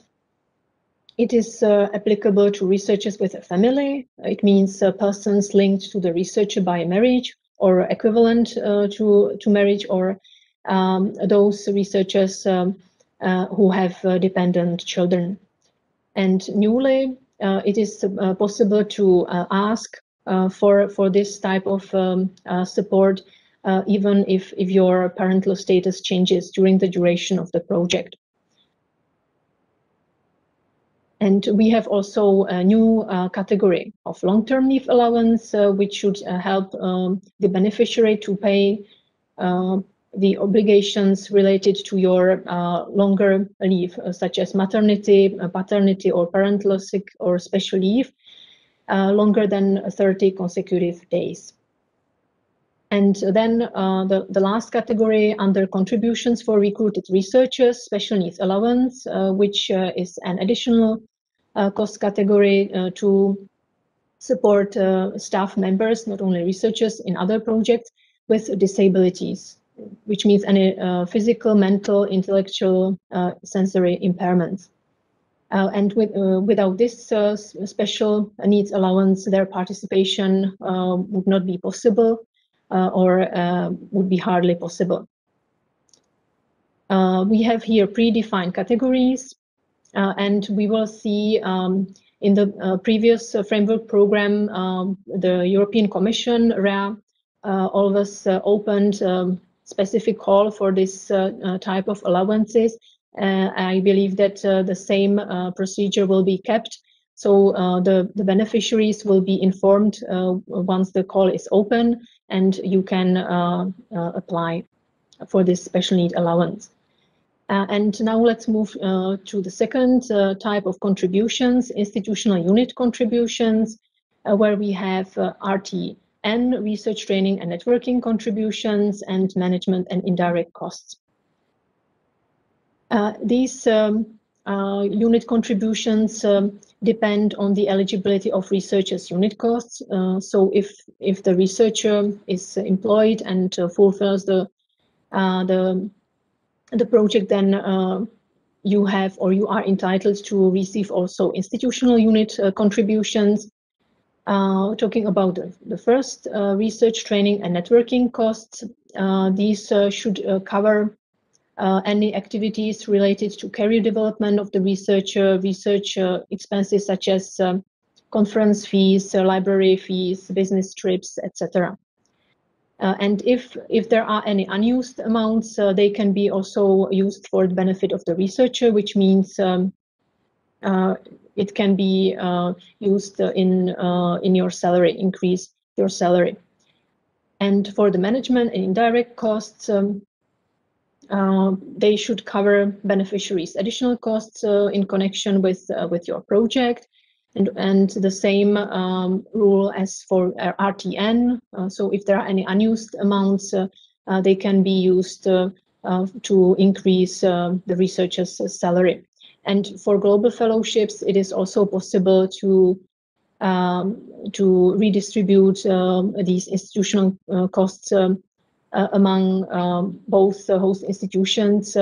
If, for example, the institution in the outgoing phase is involved in the administrative tasks, then this can be also reflected. Talking about the budget transfers, you can see that also from the previous slide that you can use institutional unit contributions for the benefit of the researcher, so they can be transferred to the first category, contributions for recruited researchers, but it cannot be vice versa. So you cannot transfer the money which is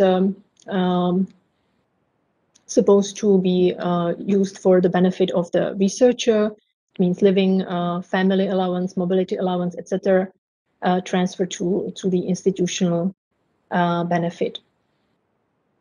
And if you have more specific questions, mainly related to the implementation of your fellowship, then you can also contact my colleagues, financial and legal and CPs, who are very willing to help with your queries. So you have here the link to contact them, and I will ask my colleague whether we have any questions we should take right now. I will stop sharing my screen. So if we have any immediate questions, so we have only two questions. So maybe we can now keep these questions, and we will take them later on with other questions. And even though now we are quite late, we didn't keep our schedule, our internal schedule. I think all of us need at least short break. So we now will have a 10-minute break. And after this break, we will continue with how should your proposal be structured. And you can, of course, now write down your questions. So thank you for your attention, and we will come back in 10 minutes.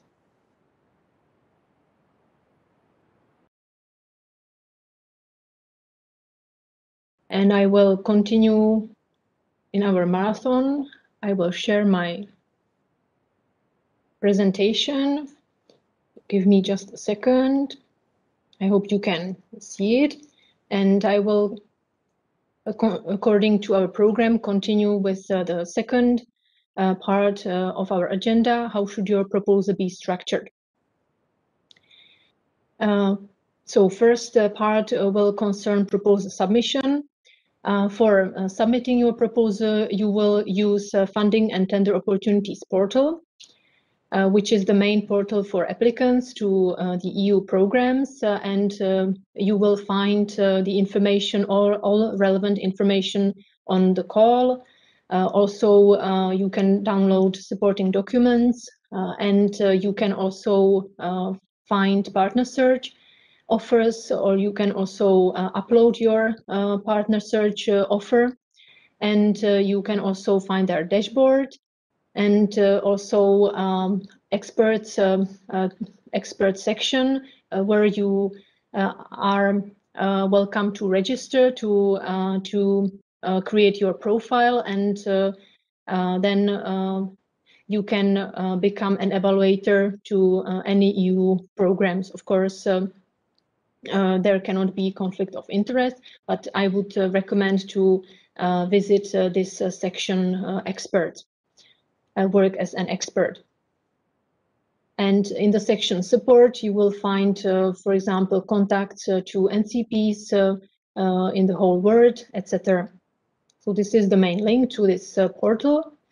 And as you know, we are still waiting for the call opening. Once the call will be open, which will happen hopefully next week on 27th of May, then you will be able to find on the portal this specific call for MSc Postdoctoral Fellowships. For now, I have to share with you only the screens from the last year, but this should be very similar. In this section, how to participate, you will find in general reference documents, but if you visit the specific website, it means you filter in the portal your call you want to apply to, then you will find all the relevant documents in this section. There will be topic description, conditions and documents. Under this section, conditions and documents, you will find the guide for applicants and other important supporting documents. And you can see that there will be other subsections. You will need to create your EU login in order to start creating your proposal. And of course, you have to choose the type of action. And then once the call is open, there will be a button called Start Submission activated. And if you click on this button, then you will start drafting your proposal. What are the differences compared to the previous Horizon 2020? We don't expect any major changes. So there should be, again, two parts. Part A, administrative part, you will fill in directly in the portal, and then you will be asked to prepare your Part B, scientific part, where you will describe your action, and there should be, again, a 10-page limit as under Horizon 2020. So we will find your call, and then you will need your EU login, and also PIC, which is identification code of your host institution. And you have to select, according to this PIC, your host institution, and then you will be asked to complete other important data, such as your acronym, the acronym of your proposal. You have to also write a short abstract of 2,000 characters and choose your panel. So this will be the information to be completed in the portal as part of your Part A administrative forms. And then your Part B, it has to be prepared in Word document, or you can download it as Word document, and then you have to convert it into a PDF file and upload it into the system, into the portal. So the template will be available with the opening of the call. Concerning the proposal structure, of course, we have to wait for the opening of the call, but I don't think we should expect major changes. So again, there should be Part A administrative forms and Part B the proposal. We will talk about Part B1, the core of your proposal. It means excellence, impact, and implementation. The three criteria later on. But for Part B2, which is also an integral part of your proposal, we will have to wait for more details when the guide for applicants is published, because there can be some changes, but there should be a CV part, so you have to prepare your CV, maximum 5 pages. You should also prepare 1 page of the information about your institutions in the section capacities of the participating organizations, but the format will be known once the call is open. And of course, there will be also section on ethical aspects and letter of commitment in case of, for example, global fellowships or non-academic placement at the end of your fellowship. These are supporting documents for the previous call 2020, but you can be sure that very similar documents will be at your disposal, hopefully soon when the call is open. So we are still waiting for the adoption of the work program for 2021 and 2022. Then with the adoption of the work program, usually the applicants can also find detailed information in the guide for applicants. This is the guide from 2020, but a similar one will be hopefully available, published on the portal soon. And then I would recommend handbook prepared by Net4 Mobility Plus. The project of NCPs, Net4 Mobility Plus, will soon end up, but I would recommend to at least go through this handbook. Of course, the eligibility criteria have changed, but there are some useful tips which can be used in general, so you can use it as well. Talking about the layout of the proposal, I will not go through all these details, but the information in red has to be double-checked when the guide for applicants is available. But this is at least the summary, which can be used again in general. And now I would like to show you some print screens from a previous call to give you an idea how it looks like, what you can expect. So you will need to confirm the type of action. In the previous call, there were more options, career start panel, reintegration, etc. In this case, there should be only 2 options, global fellowships and European fellowships. But you will see this confirmation button, and then you will find in the topic conditions and document sections the supporting documents, and also in the partner search you will find the offers. And once you confirm the registration or you start the submission, you will be transferred into the portal, and of course you have to be logged in, and you will see something like this. So you will complete the pick, your role, and you will also have a possibility to download Part B template. And in this template, there will be, let's say, a detailed information, instructions, how to prepare your Part B, and also sub-criteria of all 3 criteria. So here, this is again in detail, this proposal, your proposal section, to give you an idea what information you have to fill in. It shouldn't change. And then next time when you log in into the portal, you will find under My Proposals your proposal, which is editable. So you just need to click on Edit under Actions, and you will be able to continue completing your file, which means the administrative part. There will be a couple of automatic notifications. So once you create your proposal, then the legal representative of your institution nominated within the institution will be informed that you have created the proposal. There will be also a kind of disclaimer.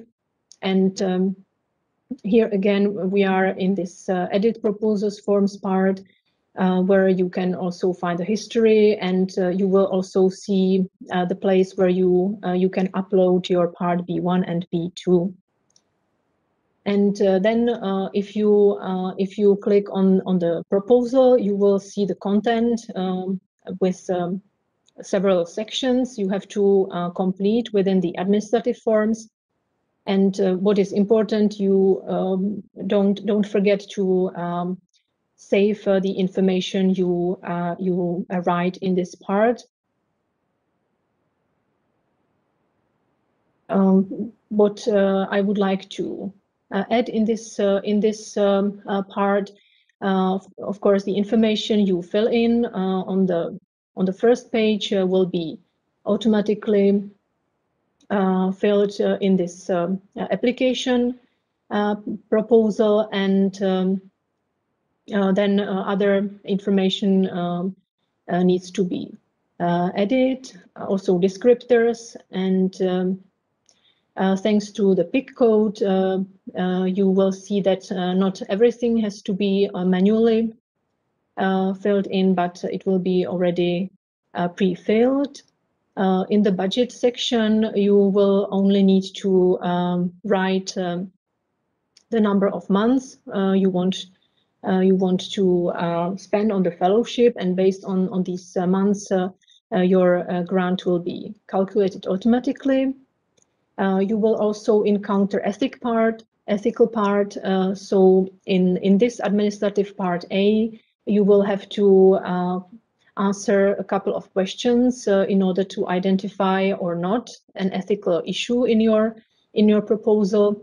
You can use a guide on ethics self-assessment, because if you answer yes, at least in one case, you should prepare more detailed description of ethics in your proposal. And for this purpose, you can use the guide, which has been already updated for Horizon Europe.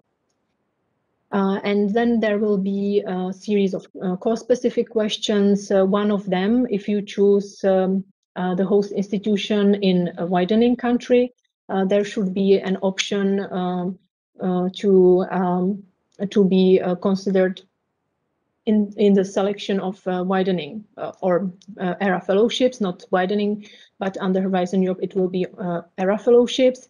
And also you will be asked to write down the information about the secondment and etc. So this will be the section called course-specific questions.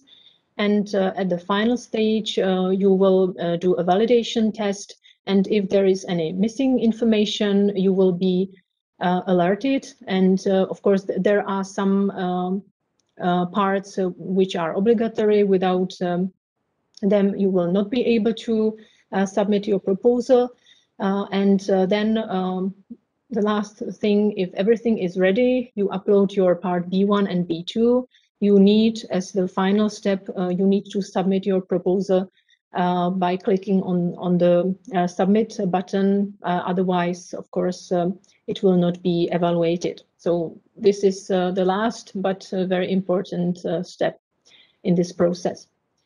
So that's it. And what I wanted to say, once the call is open, I'm going to prepare a new set of print screens, and I will update this presentation, which will be uploaded on the website of our portal, and you will be informed by email that you can also download this new version of presentation.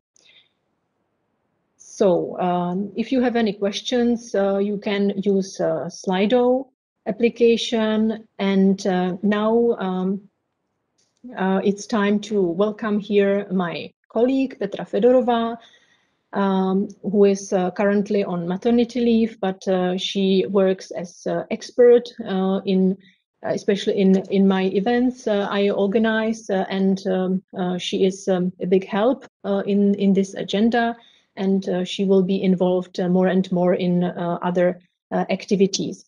So I will now stop sharing my presentation, and I will ask Petra to share her screen, her presentation, and Petra now will talk about how to prepare your CV, abstract, and also work plan. So Petra, thank you very much for joining us, and the floor is yours. Thank you, Zuzka, for giving me the floor. I will now share the screen. So I hope you can see the presentation already.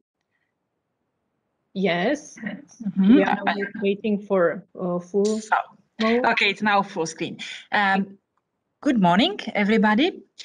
Before going to maternity leave, I was working as national contact point for Marie Skłodowska-Curie actions for more than 8 years.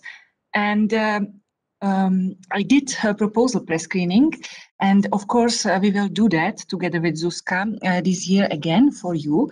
So in my presentation now, I would like to share with you some of our experience, and I will try to highlight the most important points you should stress in your CV and abstract, and also the points maybe or the things you should avoid when preparing both of these documents. Your CV should include the standard academic and research record. That means your name, education, and professional experience, including your main research achievements. You should you should list your main results, publications, invited talks, patents, prizes and awards, funding received, students supervised, everything what is relevant for your profile and for this for your concrete application. As Zuzka already mentioned, we don't have the final guide for applicants, and we don't have the final work program either. So please check both of these documents as soon as they will be published for more instructions and for more detailed information. Your CV is not weighted. It will not be, or it is not an official part of the evaluation criteria, but it is taken into account for the overall proposal content. It must show the degree of your experience and your achievements. Make it short and structured. What I recommend is that you highlight your leadership qualities. That means if you already led a project, a national or a European project, or if you, for example, supervised some students, please stress or highlight these things. And highlight also your ability to think independently, to achieve novel independent results without support of your supervisors.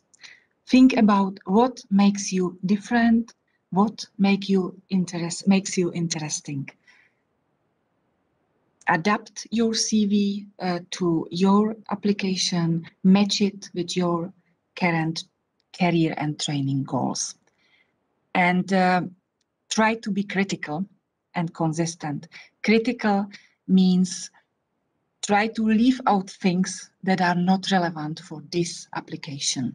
Avoid long lists of achievements, etc. Long lists are not interesting, they are boring.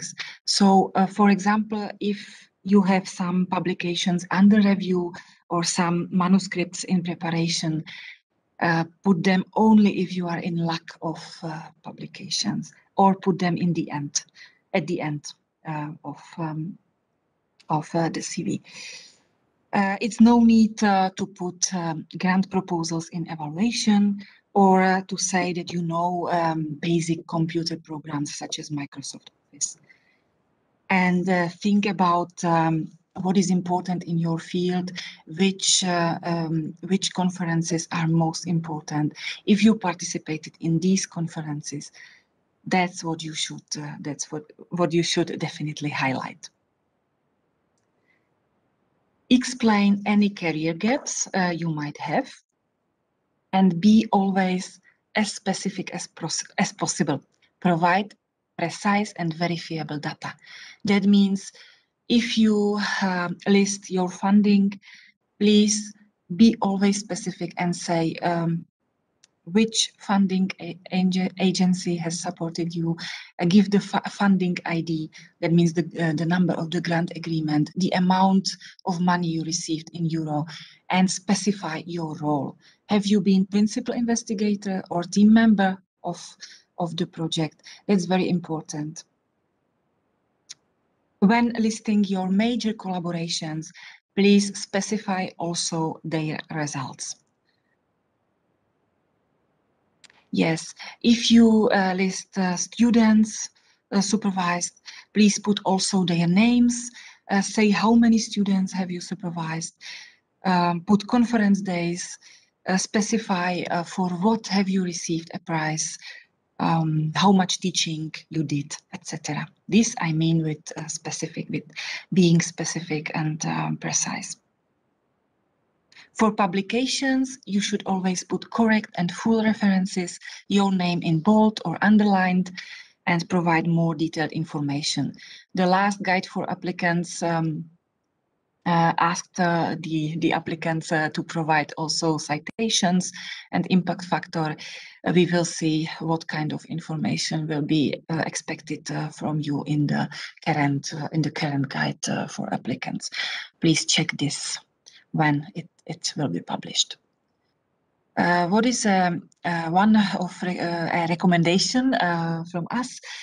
If you list your publications, please select the most important and briefly specify your own role in this publication, and possibly the achievement in terms of novelty, your own contribution to the novelty or novel findings. And don't forget that the evaluators are not from your country, so please explain anything unique to them. Don't use abbreviations such as GACHA, which is the Czech Science Foundation, but please explain this. The same for national prizes or anything which is typical for your country. So this is what I wanted to say about the CV.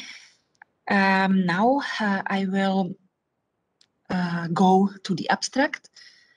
Abstract is the first thing the evaluators see when they are selecting proposals to evaluate. Of course, the proposals are selected also based on keywords, but please be aware of that the abstract can very positively motivate the evaluator on one hand, and on the other hand, it can already wake some negative or make some negative impressions. So try to prepare it very carefully. Try to make it short, concise, and again with relevant information, and also in a way that generalists from your field can understand the abstract. It should sell your project, try to be enthusiastic, be ambitious, and show a clear vision. And of course, try to look at some past examples. As Zuzka already mentioned, you can check all funded projects at the Cordis website. You will find abstracts of the proposals there, also the institutions hosting these projects. So please look at them. Use keywords and the common terminology from the work program, from the guide for applicants, and also from the evaluation criteria. Avoid conditional. Don't say my research could lead to this and that, but say it will lead to this, to some concrete results. Don't use local terms, abbreviations, jargon, and references. This takes space, and you don't have this space in the abstract.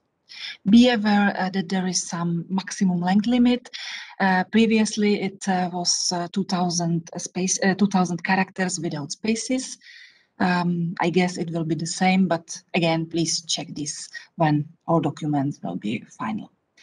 And definitely ask colleagues to review the abstract and also to review and read your whole application. And what is, again, my tip, write it last. The abstract should have a clear structure. It should have a story to tell. You should start, or it should answer 3 basic questions: what, how, and why. What are you going to do? What is the challenge in the field? And what are the objectives of your proposal? So what is the project about? What are you going to do? How will you do that? How will the objectives be achieved?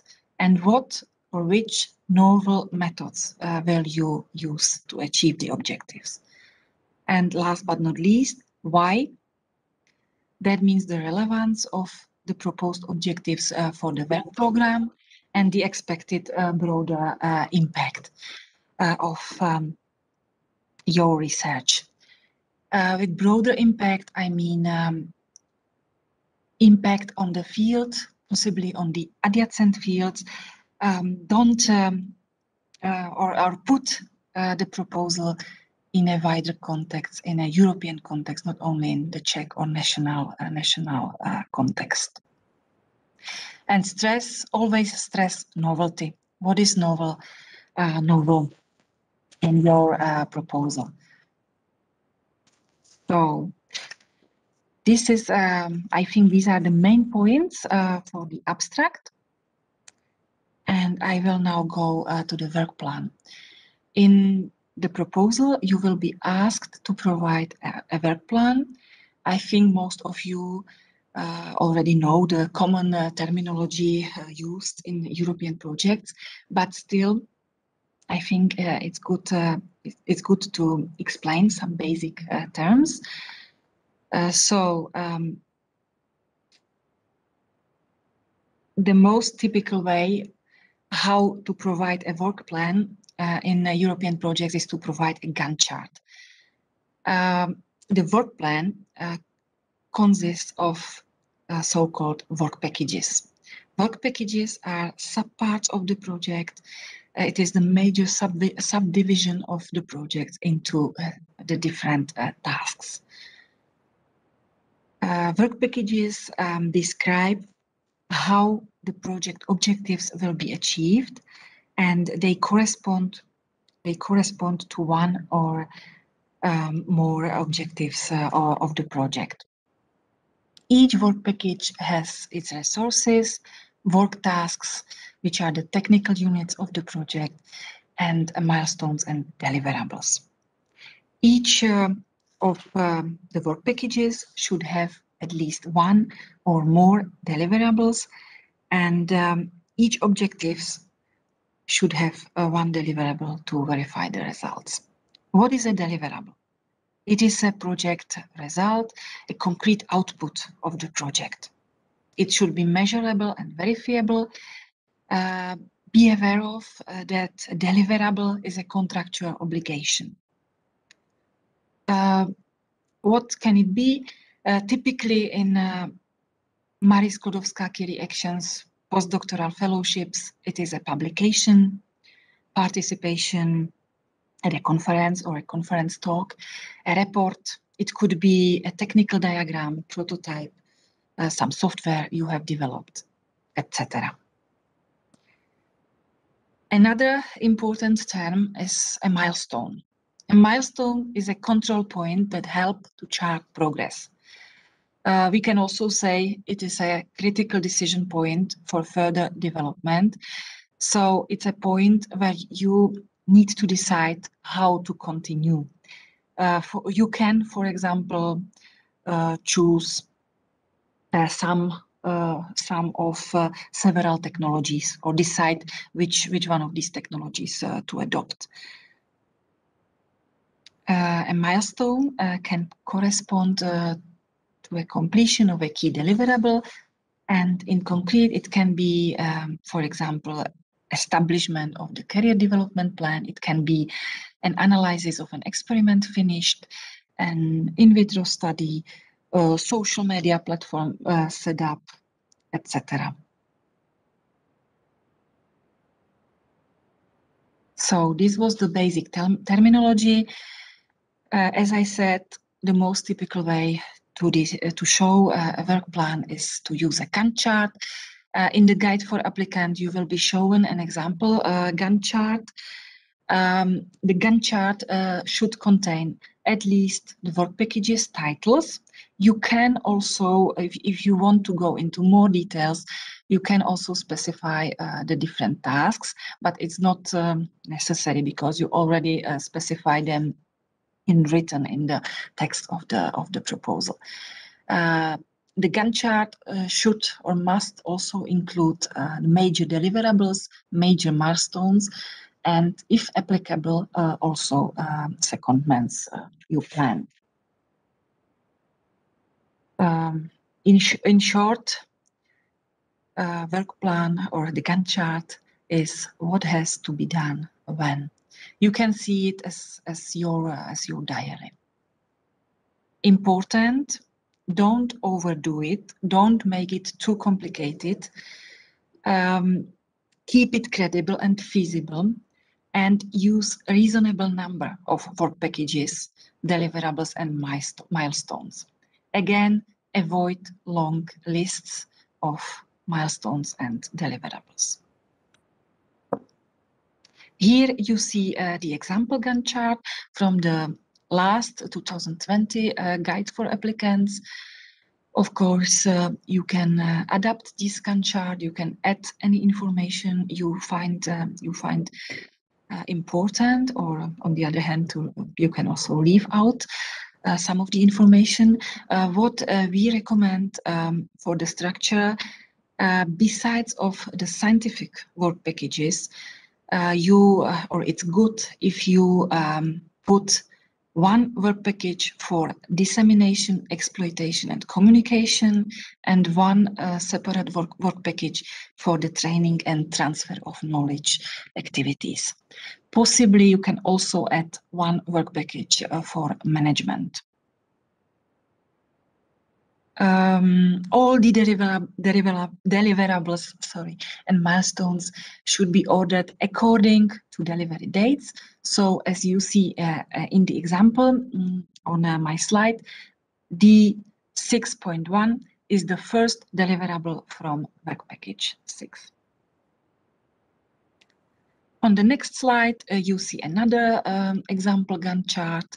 It is taken from a National Contact Point project, so it's not a scientific project, but it's structured very nicely.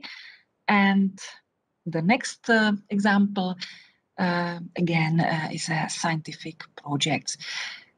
It shows it shows a lot of detail, so you don't need to be so specific and to put all the tasks into the Gantt chart.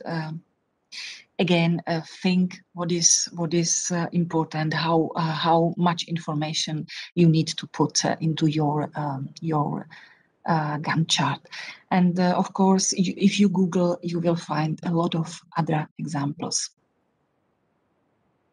That's all from my side. Thank you for your attention, and welcome to us with any questions you might have. I hope when you will be preparing your proposal, possibly we can also meet in person. And last but not least, good luck with your proposal. Thank you very much, Petra, for your presentation. Very important information about the CV abstract and work plan. And now we will share the screen, or my colleague second Petra will share her screen with Slido questions. So we have again quite a lot of questions. Thank you for this statement. Thank you for your patience, everybody. And we will continue. Will there be a recording of this Information Day meeting available? Yes. So it will take maybe a couple of days, but on the website of this event, you will find a recording, so you can come back to this recording and go through the presentations, which will be uploaded there as well. What would happen if I obtained another grant as well? Can I have this grant and another grant together?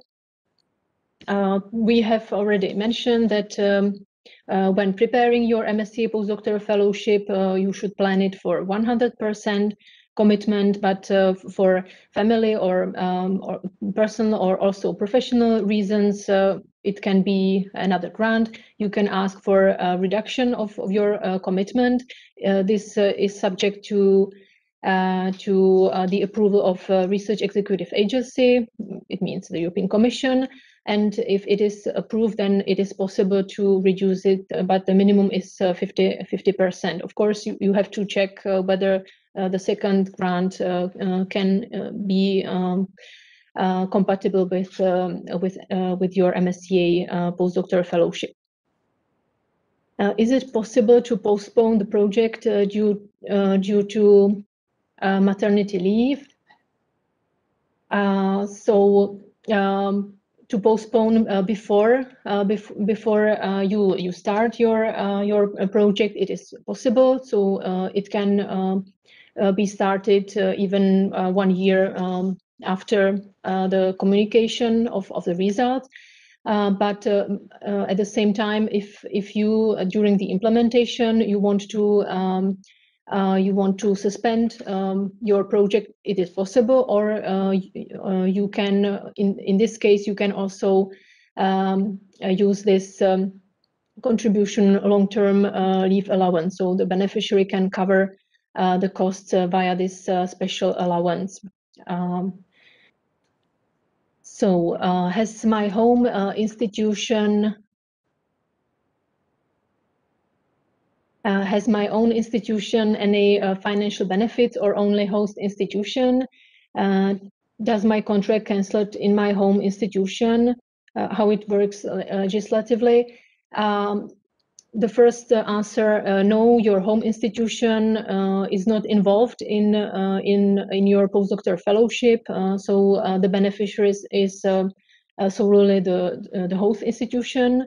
But of course, it is usual practice that you agree on your reintegration after the fellowship is ended, which means that you can, for example, one of the options is, for example, unpaid holiday. It means that you stay employed at your home institution and you come back once the fellowship is over. So this has to be discussed with relevant person at your home institution. Where do I get funding for region services, etc.? So this can be covered or should be covered by RTN, Research Training Networking allowance, and we will continue. Is it possible to receive the family allowance when moving with the girlfriend, boyfriend, or fiance without the official marital status? You can check again the wording, but this person has to be linked officially, let's say, to you. It means by marriage or equivalent status. So in that case, maybe you should plan a wedding before. Before the call deadline or during also the implementation phase. As you know, it is possible to ask for a family allowance also afterwards. Is it possible somehow to contact some successful fellows, women with kids, so that share their experience? Of course, you can on the database or in the database called Cordis. You will find all funded projects. It's true that there is no contact, no direct contact to the fellow, but if you, for example, attend our workshop, you will also meet not necessarily women with kids as fellows, but you can meet successful applicants, or if you really feel like you need to discuss the proposal with the fellow, you can also ask your future host institution whether any proposal has been ever carried out at this institution, and maybe they can give you the contact to the fellow. Can I apply for the postdoctoral fellowship if at the time of the deadline I have been in the Czech Republic for 14 months, out of which 4 months I was unemployed, not performing any main activity? So we will see whether it will be specified in the guide for applicants. The fact that you are not employed, so whether there is any change compared to the previous horizon 2020. So this has to be checked, but in general, if it's 14, if it's more than 12 months, then it should be, or you shouldn't be, or you wouldn't be, sorry, you wouldn't be eligible. I have just started in the Czech Republic 2 months ago. Am I eligible to apply for the upcoming call? So I think a very similar question has been already raised. You can be already located in the Czech Republic. If you fulfill the mobility rule, then it's completely fine. So if you are not here for more than 12 months in the last 3 years, means you don't work or you didn't study here, then it should be fine. Then I have here the question. I don't understand which length for the evaluation you mean. So if you can maybe specify, or we will skip this question. Who is normally leader of the host institution? It depends. It can be an administrative staff at the host institution. It really depends. So it's better you should contact the supervisor. Maybe the supervisor will know, or if it's a university, try to contact the rectorate or a center office responsible for the management of the grants. They should guide you. It depends really on the nomination. In application form, there is a role option supervisor. Does it mean that the supervisor can apply for postdoctoral fellowship grant to later hire a postdoc researcher? You will complete the information about you, or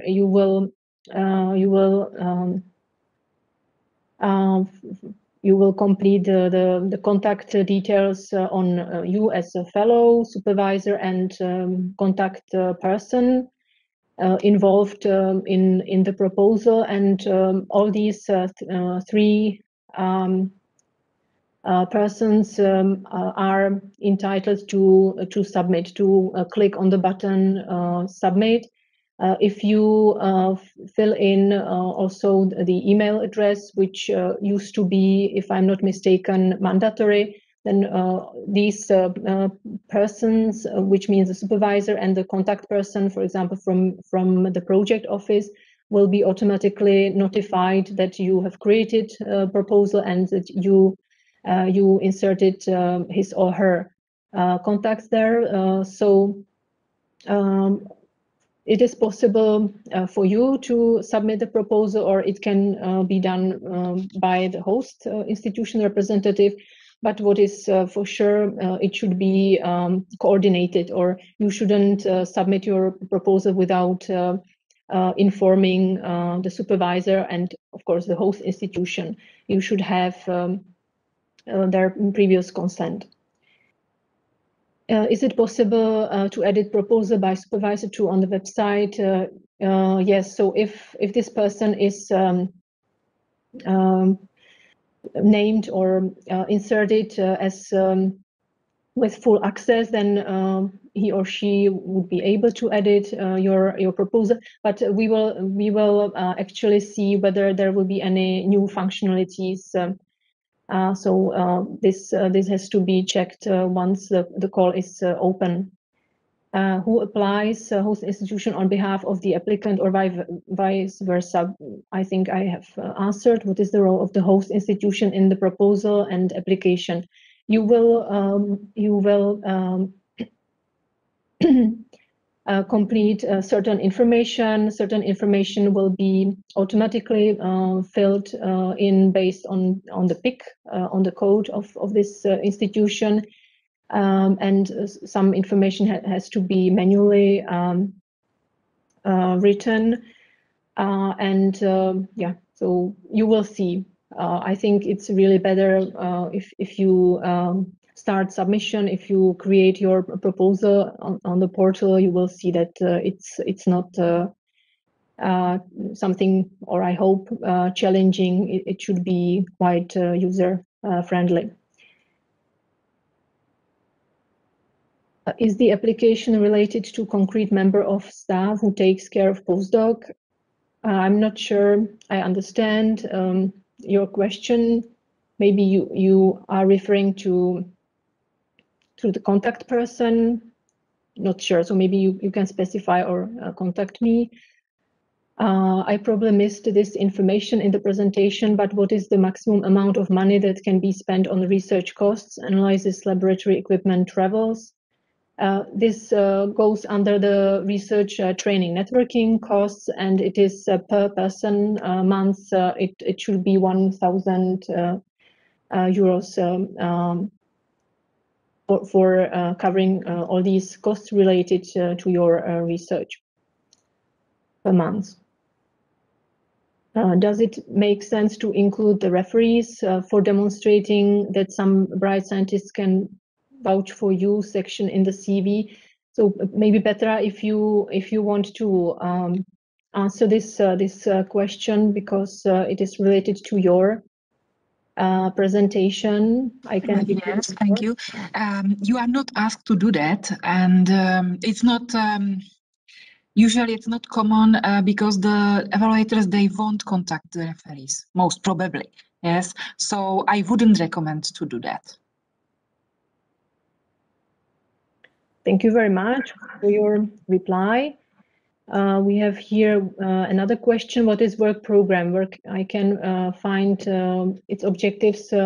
It has been mentioned at the very beginning. It is the main document where you will find the objectives of MSc, etc. And it will be published soon on the website of the European Commission on the Funding and Tender Opportunities portal.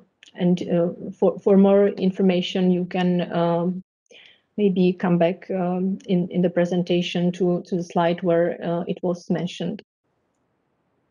Do you have any experience with applicant from China where access to internet is limited?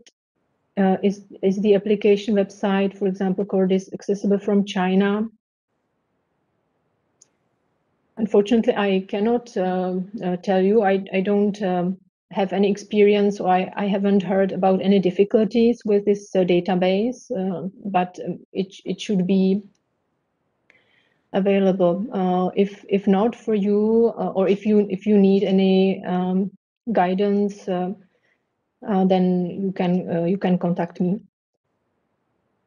If my project involves work with animals, do I need to have the permits already, or is it enough when I describe how I will get them if I get the MSCA? In that case, you should prepare at least, let's say, one page on ethics or ethical aspect, and where you have to describe exactly what you are writing, so how you will treat them, etc. You don't need to include or enclose permits. So at this stage, at submission stage, it's sufficient if you sufficiently describe how you will proceed, etc. And if it's not sufficient during the evaluation process, because all the projects will go through ethics review, and of course you are asked to send additional documents. Which part of the application should contain the methods? We will talk about it later on. So there is one sub-criterion dedicated to the methodology under excellence criterion. How often the project is evaluated? One per year. There is only one call per year. Should I indicate that my study will be delivered or educated to students or public places in third countries? Your study, sorry, I'm not sure I understand, but of course the impact, if you come, for example, from a third country, and then you want to communicate the results in third countries, then it's possible to include it in your communication strategy, in your communication activities, but maybe you can also specify or contact me.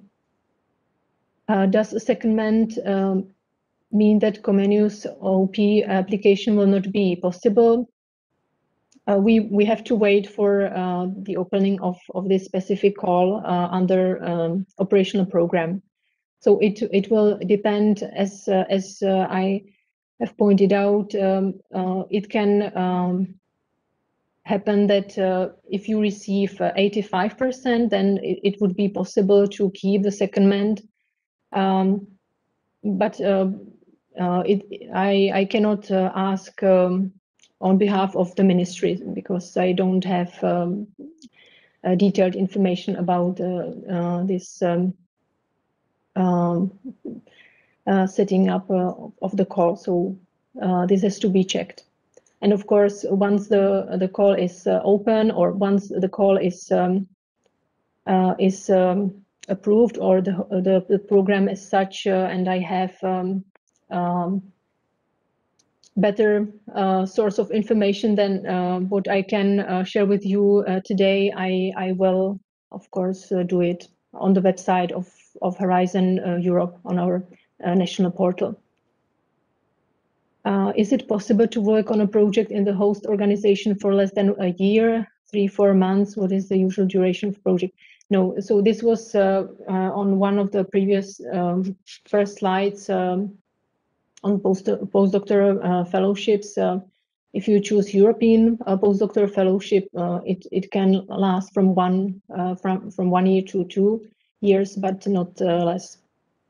And usual duration, it really depends. I would say that maybe it depends on individual needs and individual situation, but 1 year is very short, I would say, stay. Is it necessary to still be employed at some institution, have a home institution at the time of applying and or starting the fellowship? It is possible not to be employed. So in that case, you will just mention it, or in the administrative part, you are asked to complete the information about your current institution, but it doesn't mean that you have to be employed at the time of submission. And we will finish, hopefully, this round of questions. So when do I get the fundings? Before, during, or after my fellowship? Of course, you will be paid as usually. It means monthly. Usually, you will receive your salary, and salary is meant living allowance in the terminology of financial aspects, and then it depends whether the mobility allowance and other types of allowance will be paid within your salary, or it can be also based on the documents, for example, mobility allowance based on your travel tickets, etc. So this has to be then agreed at your host institution, but you will be as normally you will be paid monthly. You will receive your salary. Has anyone applied in the past or was even selected to fellowship in the research and support of contemporary traditionalism in architecture and art? Sorry, I cannot answer this question. So you can check the database of Cordis. You can fill in the keywords. I don't know all projects funded, so to my knowledge, I don't remember there was any sort of projects I was working with, but you can use the database. Thank you very much for your questions. Thank you also Petra and also second Petra, both Petras for their help and for the presentation. And now we should have a break, so another break of 10 minutes, and we will come back in 10 minutes with the third round of presentations.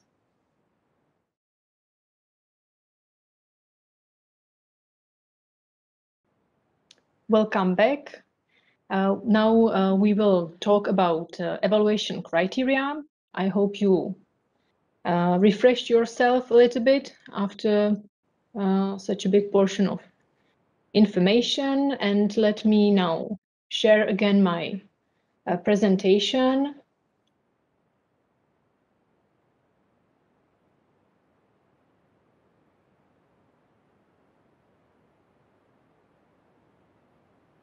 So I'm sorry, I will just skip the slides of my colleague and move to the third section, how to write a competitive MSCA proposal. These are the three evaluation criteria, and there will be not many changes. Proposals will be evaluated by experts on the basis of the excellence, impact, and quality and efficiency of the implementation criteria. And each criterion will be scored out of 5, including decimal points. And if you receive at least 70%, then you have a chance to be succeed. But of course, you remember the cutoff scores from the previous call that usually you will need much more to be successful, to be funded. And now we will go step by step and present each of these criteria. So we will start with excellence. And you will see here highlighted the key words: ambitious, beyond the state of the art, methodology, interdisciplinary approach, gender dimension, diversity aspects could be also highlighted, and open access, open science practices. Another key word, supervision, training, two-way transfer of knowledge, and professional experience, competencies, and skills. Now we are going to present each of these sub-criteria. So the first under excellence will be quality and pertinence of the project's research and innovation objectives and the extent to which they are ambitious and go beyond the state of the art. You are supposed to prepare an introduction, then you have to discuss the state of the art, and you should identify your specific objectives, give an overview of your action, it means your project. You should highlight the type of the research or innovation activities you are proposing in your project, and you should clearly explain the originality and innovative aspects of the planned research. And of course, it should be clear what the advancements within this research field will be achieved via this project. You should clearly describe any novel concepts, approaches, or methods that will be implemented. In general, as a kind of summary, these are the key ideas. Formulate an overarching aim of your project, then fine-tune the general goal through specific objectives, or it can be divided into aims, research questions, etc.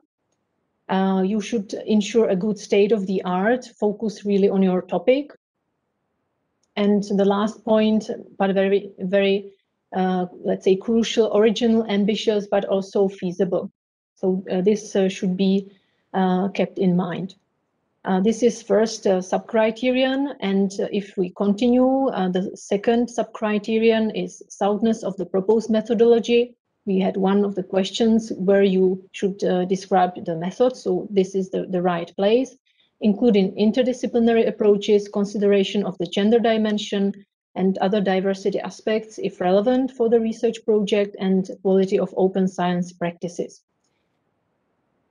So, of course, you are supposed to describe your methodology and your approach.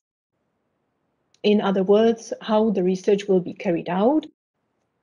If there is an interdisciplinary aspect or aspects of your project, of course, this should be clearly stated. It can be in terms of your methodology, supervision, not only your supervisor, but the whole research team can contribute to this interdisciplinarity, also in dissemination, etc. You shouldn't forget to describe the gender dimension in your research, of course, if it is relevant. So this means the gender dimension in the research content, how you will, for example, analyze possible differences between males and females in your research, etc. So not necessarily whether in your team there will be the majority of female researchers, etc. So this is really focused on research in the content of your research. So to sum it up, the important ideas are: prepare your proposal in compliance with the principles of open science and the concept of responsible research and innovation. And also be informed about the new publishing platform and open peer review. Here you can find the link. What are these RRI priorities of the European Commission?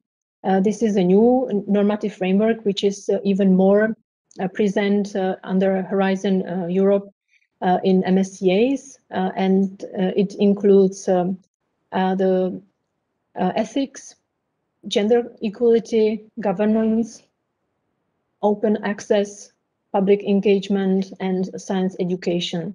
These are the 6 principles which should be incorporated in your proposal.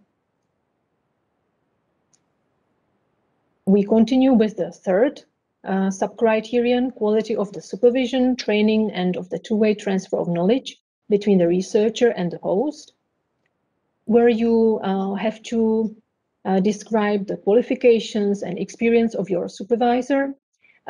For this purpose, you can also profit from a new MSCA document, MSCA Guidelines on Supervision. And then you should also well describe how you will be integrated. It means in the research group, in the environment of the host institution, in other, for example, international networking opportunities, which will occur thanks to your fellowship at this host. Then you outline how a two-way transfer of knowledge will occur between you and the host. I have explained it in the morning, in an early morning session. So you have to explain how you will gain new knowledge during this fellowship at your host, but at the same time, what you will bring to the host, your previous knowledge, skills, etc., which you can share with the research group you will be integrated, or with students, etc. And of course, for global fellowships, you shouldn't forget to explain both benefits, not only at your beneficiary, but also in the outgoing phase, in both phases, outgoing and return phase. So how the knowledge and skills you will acquire in the third country will be then transferred once you are back in Europe.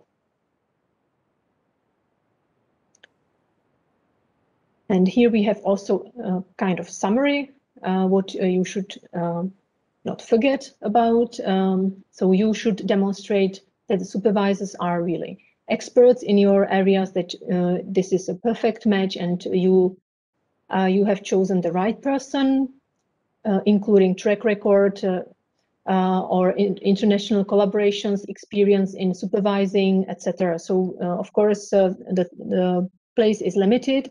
So in 10 pages, you cannot write everything about your supervisor, but at least in this limited space, you should underline the key achievements of your supervisor. It means also his or her supervising, mentoring activities, participation in projects, publications, only key publications, for example, etc. Then it should be very clearly explained what kind of trainings you want to attend, the training objectives.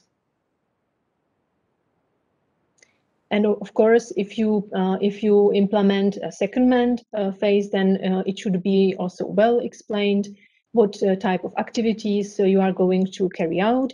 So you can go for a secondment in order to carry out research, for example, in a company. But at the same time, it is possible to choose a secondment institution where you will be trained. You can attend a workshop, etc. So it can be also for non-research objectives, your secondment. And also include personal career development plan, which has to be submitted at the beginning of your project, no later than 6 months after its start. And of course, if needed, it should be regularly updated. And of course, in close collaboration with your supervisor.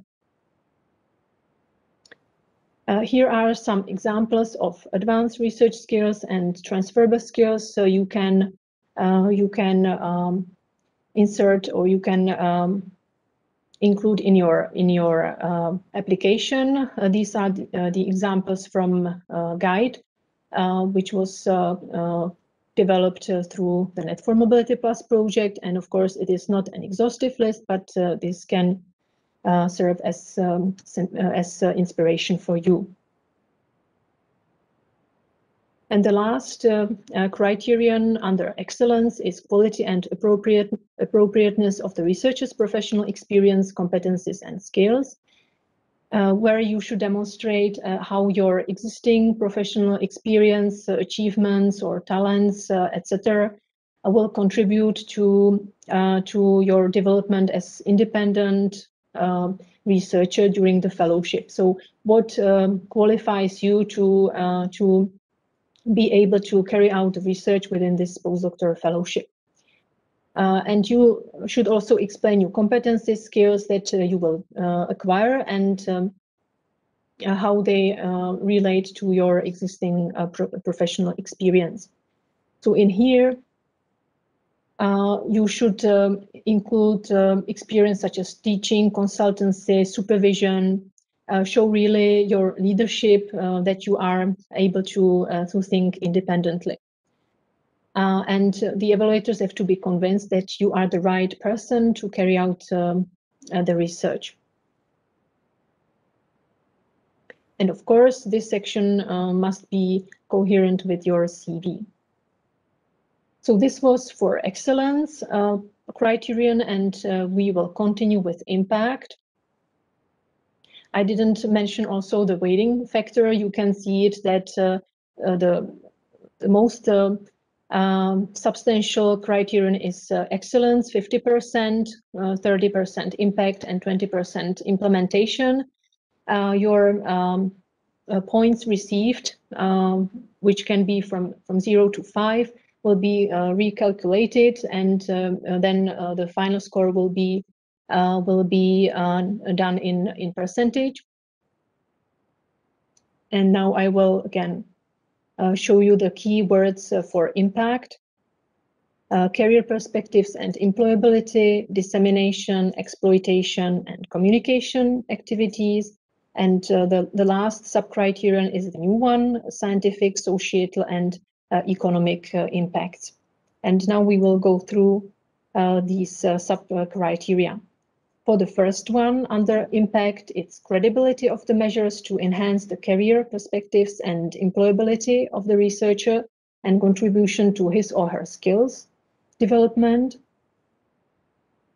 And here you should explain the advantages of this fellowship for you, for your personal development.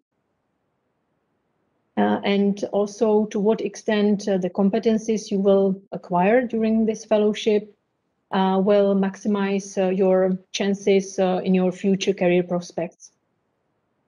So what does it mean?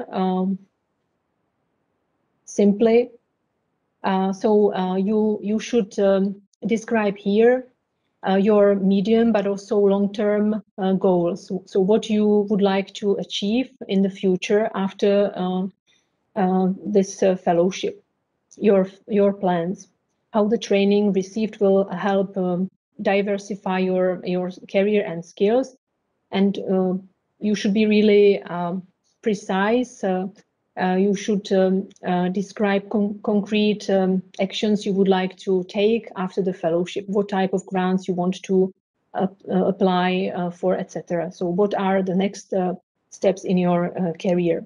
Would you like to, for example, create your research team, or you would like to move to another country where you want to cooperate with colleagues from the international network, etc. So this is also kept from the previous award criteria under Horizon 2020. And under 2.2, we have suitability and quality of the measures to maximize expected outcomes and impacts as set out in the dissemination and exploitation plan, including communication activities. This plan, dissemination exploitation, is supposed to be submitted towards the end of your project. And we should all understand the difference between dissemination and communication. So you can understand it clearly if you answer what are the audiences you are addressing your message. So if you want to address the scientific community, stakeholders, policymakers, final users, industry, etc. So in that case, you plan dissemination activities. It means your publications or your papers at conferences, etc. Whereas you are also asked to prepare some activities through which you will share the information about your project, and also raise awareness about research in general.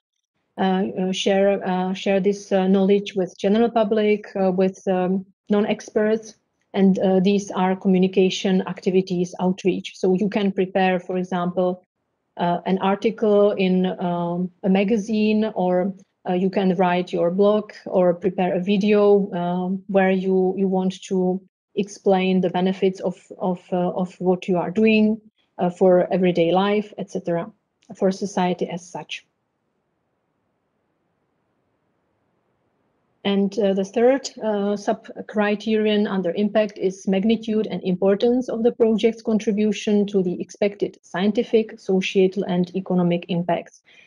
This is a new one, and here we will wait for the instructions in the application template, because as I have said, it's a new sub-criterion, so we are not very sure what type of information you are supposed to write here, but what is for sure, you should include here the information about the measures you will take to use your project results. So this is linked with open access to your publications, to the data produced within your research. Newly, a data management plan is mandatory within the first 6 months of your project. And you should also outline how you will exploit the results of your project, and also address intellectual property rights. Yeah, so I have here, keep an eye on potential intellectual property issues, contact technology transfer services, and of course, if you plan a secondment, then this should be also discussed at your secondment host institution. So that's it for the impact, and we are now approaching the third last criterion, quality and efficiency of the implementation. And here we used to have another sub-criterion, but what we can say is that it was incorporated into this two sub-criteria, and the content will not change a lot. Keywords are work plan, risks, and work packages. Then host institutions capacity and hosting arrangements. This criterion was very well explained by my colleague Petra in her previous presentation. So I will now go through all these sub-criteria quickly. So the first sub-criterion is quality and effectiveness of the work plan, assessment of risks and appropriateness of the effort assigned to work packages. And here I will only repeat what my colleague has said. What we usually recommend is to have 2 to 4 research packages. Of course, you have to be consistent with your excellence criterion. It is advisable to have a specific work package for management, where you will include meetings with your supervisor, reports to the EU, etc. And for having a clear idea what you are going to do and what type of training you are going to attend, it is also a good idea to have a work package training and knowledge transfer. Again, you have to be consistent with other parts of your proposal. And for dissemination, exploitation, and communication, public engagement, you should have also another work package. Or of course, these are only tips or recommendations.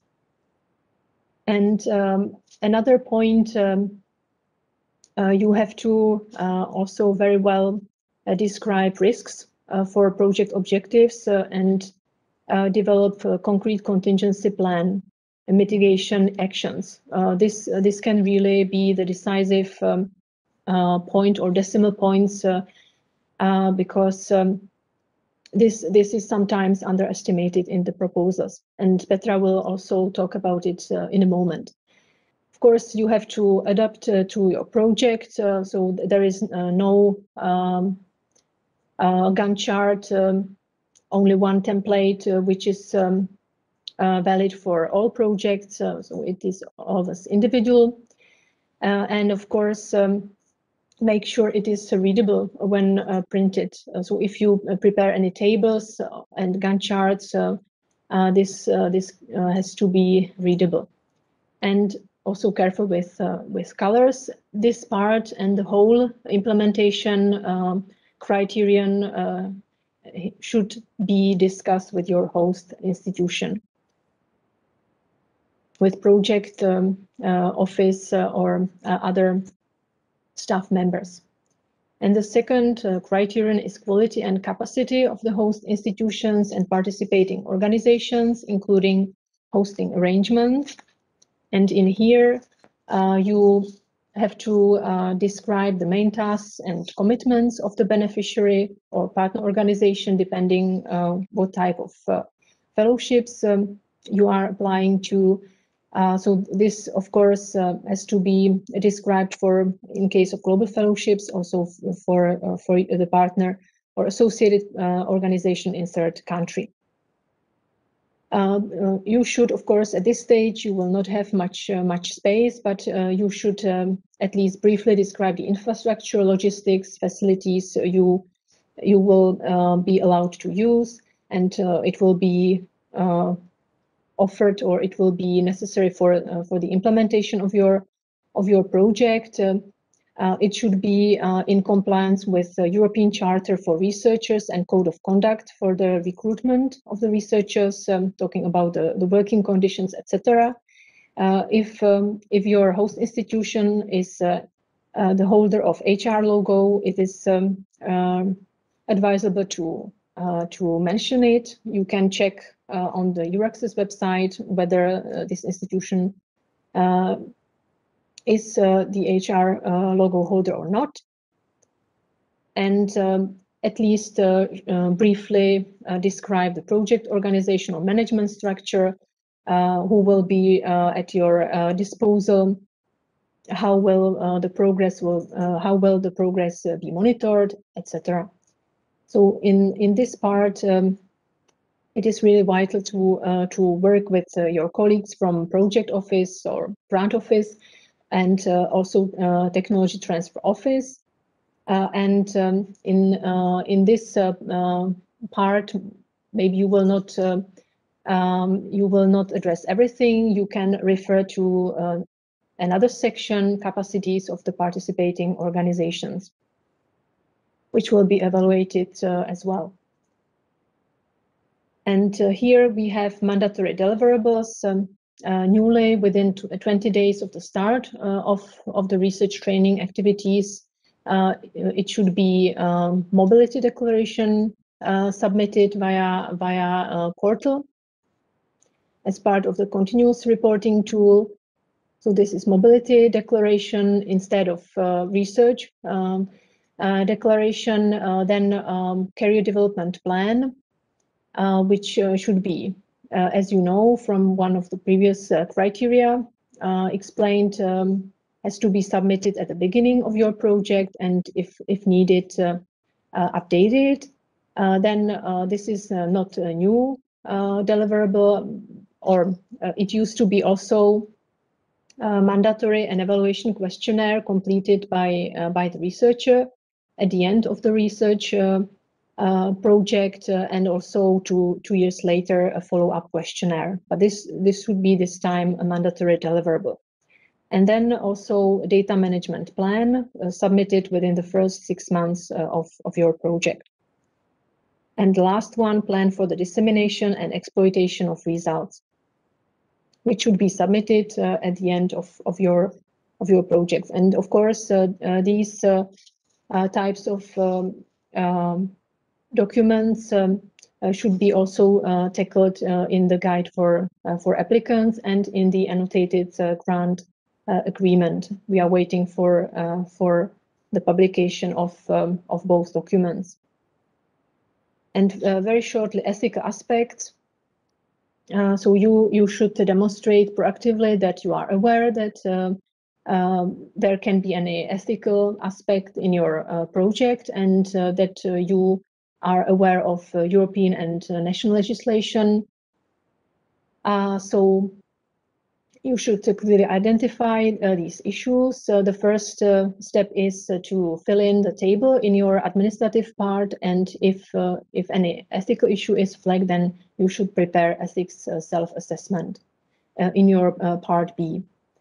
Here is the list of potential ethical aspects you can find in your research. The new one is artificial intelligence, and for more specific answers, you can contact my colleague Eva Hillerova, who is always ready to help. Also at writing stage, when you need to discuss whether and how you should explain the ethics in your proposal. And these are the final recommendations. It is a summary of what has been said. Search for the right host and supervisor.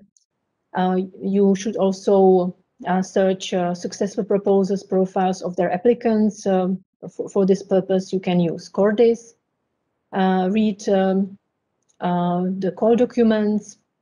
Once the call is open, you should also adapt the language so that the evaluators can well understand what you are going to do.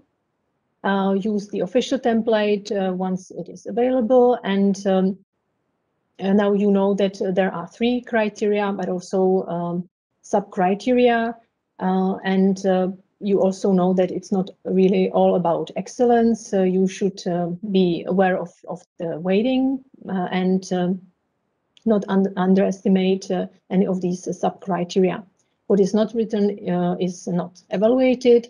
And of course, ask for support. Your institution, your host institution, you can of course use the support of NCPs, colleagues, funded proposals. And the last, but maybe the key advice is do not leave it for the very last moment. It really takes time. And now, thank you for your attention. And you can see that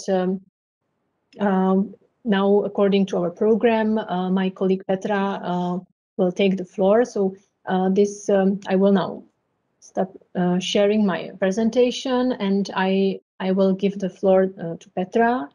And I think she will, yes, we can see now that she is already sharing her slides. We can see it well. So Petra, the floor is yours.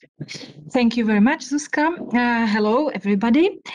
In my next presentation, I will tell you about some typical strengths and weaknesses we have seen in the proposals, in the individual fellowship proposals in the previous framework program.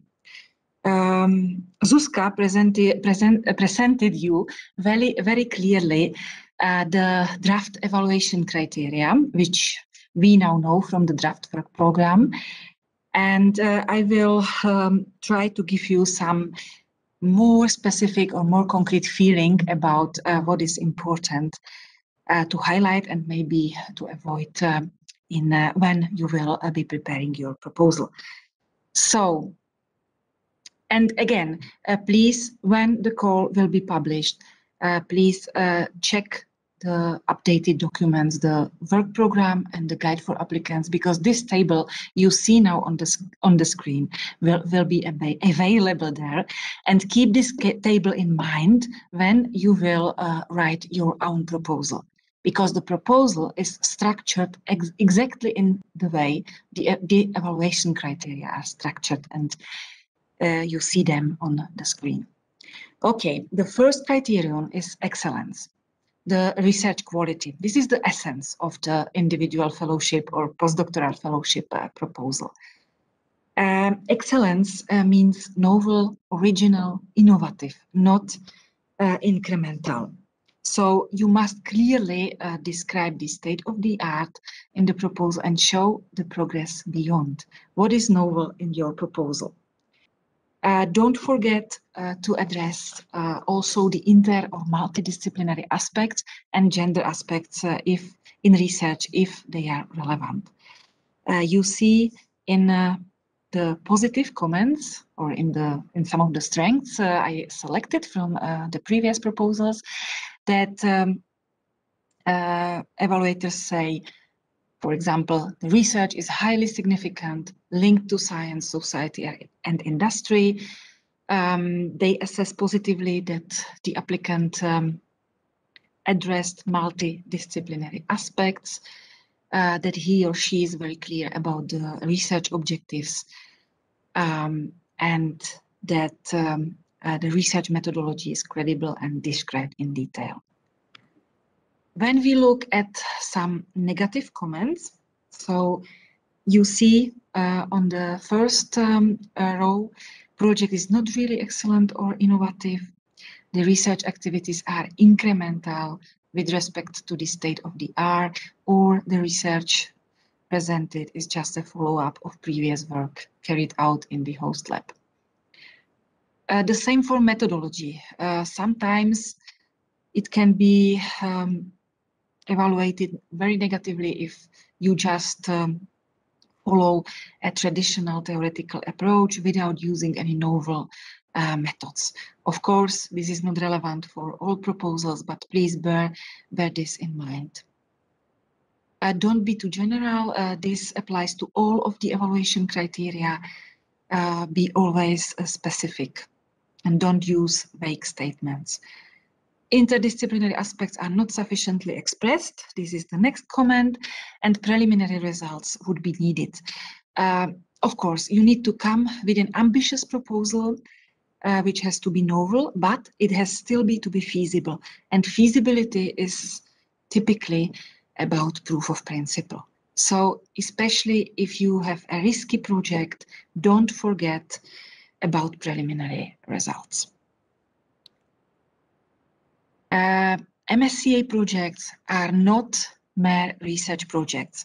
You saw in the evaluation criteria table that impact and implementation have the weighting of 50% together, and moreover, that an important part of the excellence criterion is also the training, supervision, and career development of the researcher.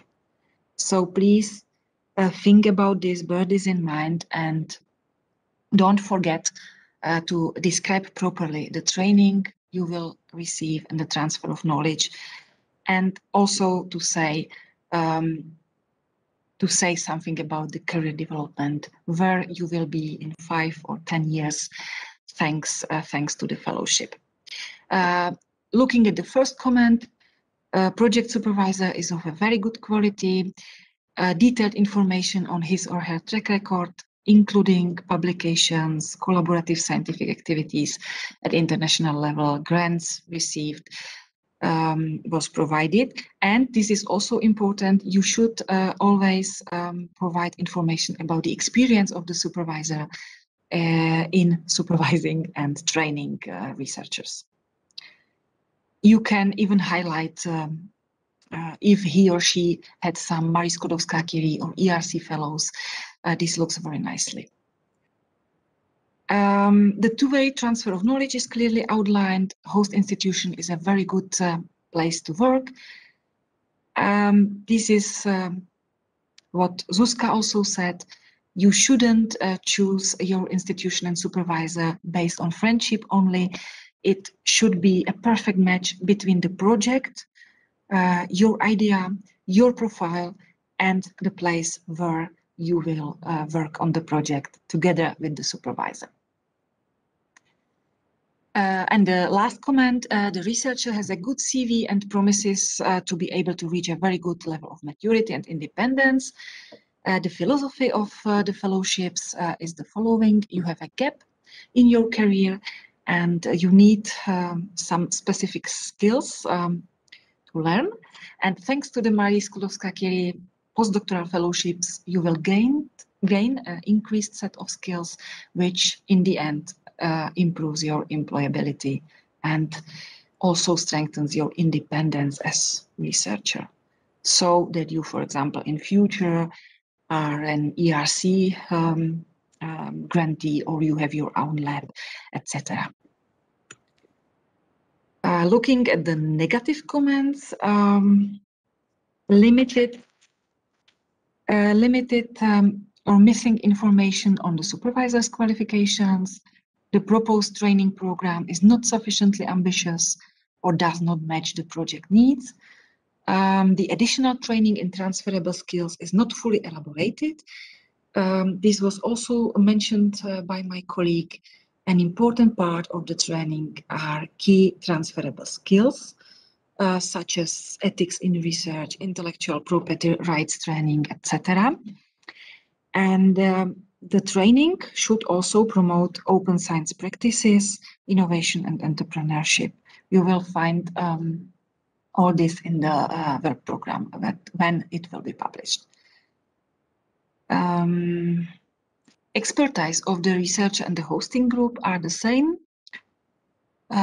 This is also not so good, because then you don't have the clear transfer of knowledge, or you don't have any transfer of knowledge at all.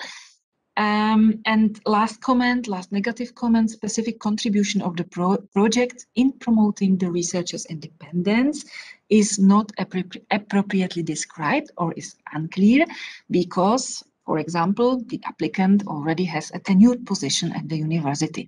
So then you really have to have some strong argument why do you need this fellowship to strengthen your career development, or to move towards more research independence. The next criterion is impact.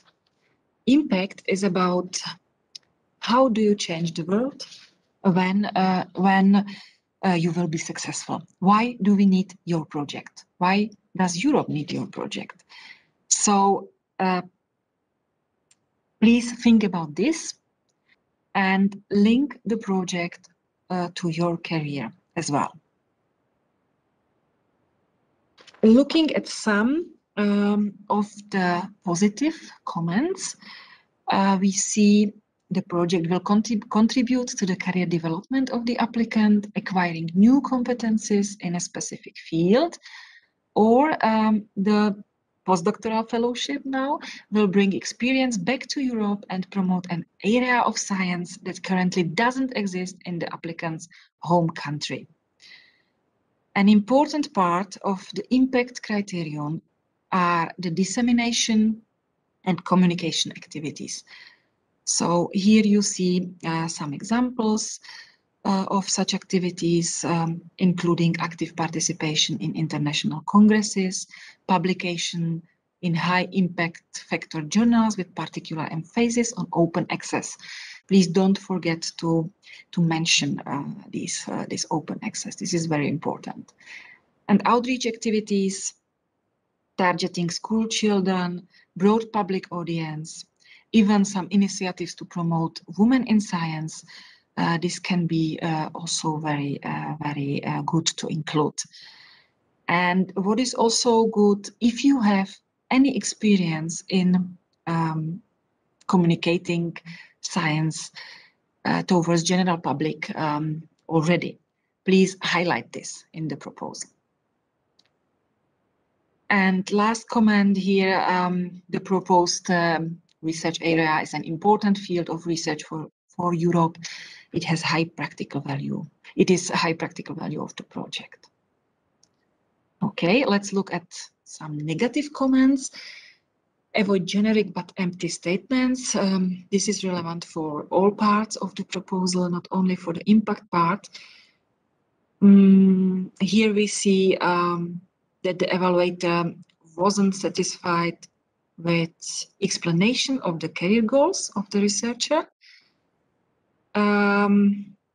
Next, measures to disseminate the action results beyond conventional measures, such as academic publications, are presented in a generic way. So you can always think about the different possible ways how to present your research results, how to exploit them, which different target groups you might have. And the same is relevant also for communication activities and outreach. Please specify in which possible journals the papers you plan could be published, or how many articles are expected to be produced, including the target audiences, the same for outreach and communication activities. And the very last comment in this impact part, we see plans to exploit the research outcomes in terms of intellectual property and possible commercialization are not properly described. At this stage, you can cooperate with your institution. Usually, most institutions, especially the big ones, they have a technology transfer office, so they can help you. I'm sure they can help you in this question about how to exploit the results, the expected results of your proposal. Okay, that's the impact. And the last part is the implementation part. I already mentioned in my previous presentation what is a clear, realistic and coherent work plan, what it should include. Please don't forget to also mention the risks, the potential risks of the project, including some plan B if the risks may arise. This is very important to present some contingency plan. And last but not least, the implementation part must include also hosting arrangements. So typically, as you see in the last positive comment here, the host institution has an international center or some European center that helps foreign researchers regarding the different aspects. It might be local administration, paperwork, obtaining permits, schools, housing, etc. Everything that helps you to be better integrated in the host institution. This should be mentioned in the proposal. And here we already see negative comments regarding the implementation part. The work plan, milestones and deliverables are not clearly elaborated. Yes, I would say this is the essential part of the Gantt chart. You shouldn't forget about the milestones and deliverables, putting there a list of these milestones and deliverables. But again, you don't need to have 15 milestones and 15 deliverables. So try to have a reasonable number of them. Milestones provided are too general to allow proper project monitoring. Work plan is not fully coherent as management activities are not sufficiently addressed, and dissemination communication tasks are not clearly structured in the Gantt chart. What we have said before, it's advisable to put one work package called dissemination, exploitation, and communication activities. And with this work package, where you also have clear deliverables or milestones, it will be nicely presented in the Gantt chart. Be always realistic and feasible. Don't put too many articles for a 1 or 2 years fellowship.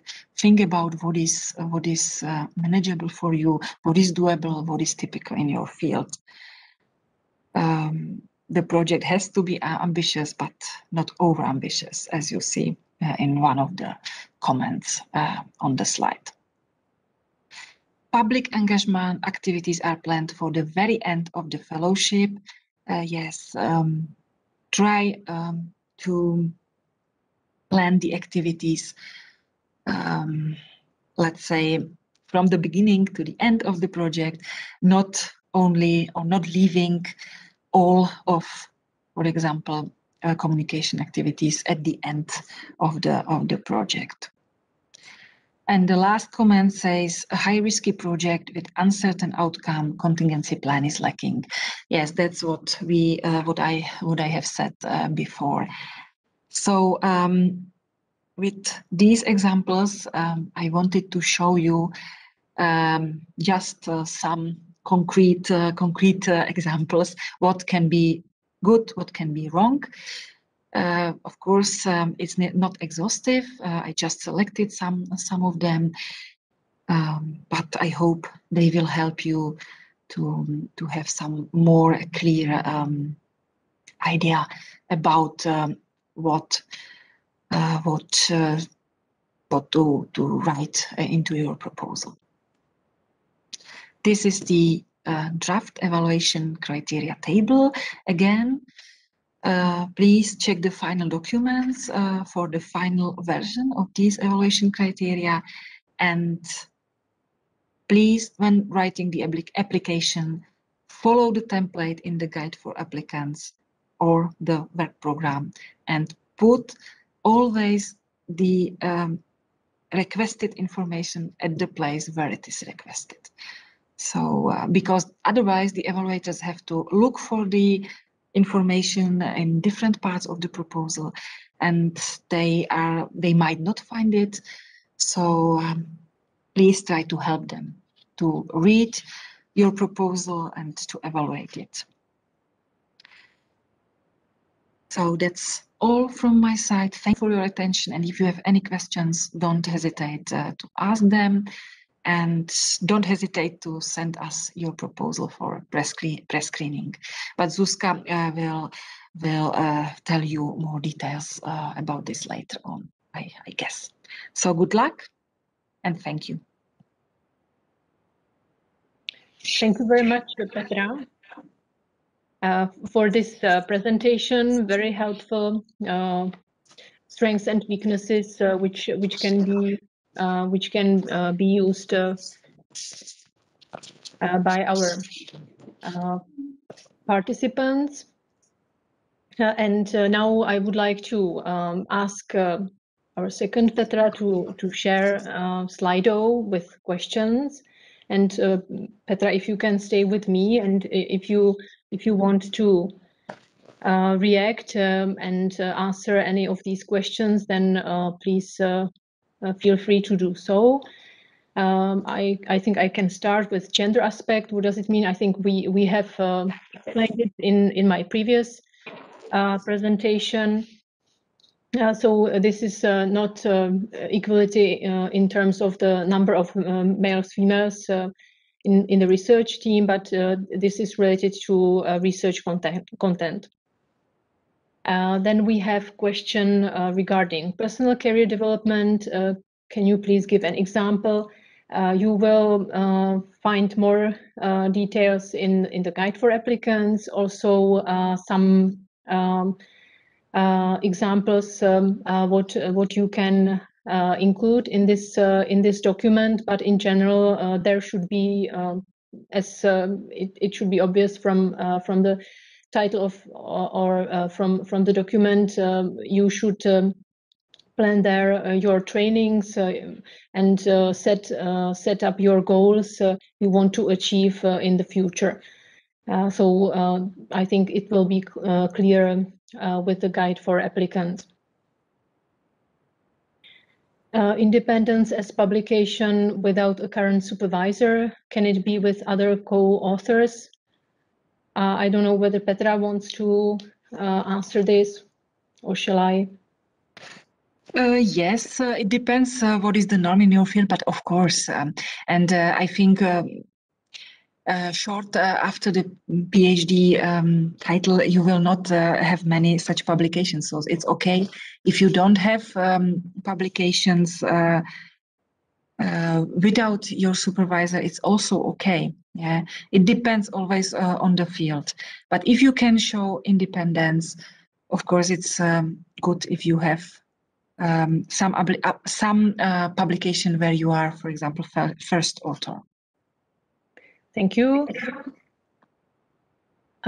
We have another question. Will there be funds for open access publication within postdoctoral fellowships? You can use research training networking costs to cover open access costs. Can MSCA, not IF, but PF project be a part of some already running project? What if some regions are quite costly? So I feel that MSCA postdoctoral fellowship will not be sufficient.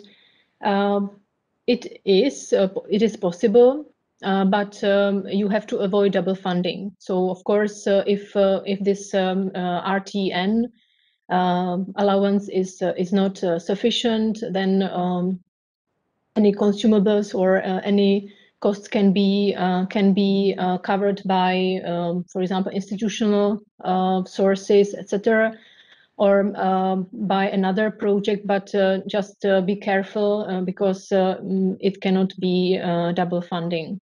So I hope it helps.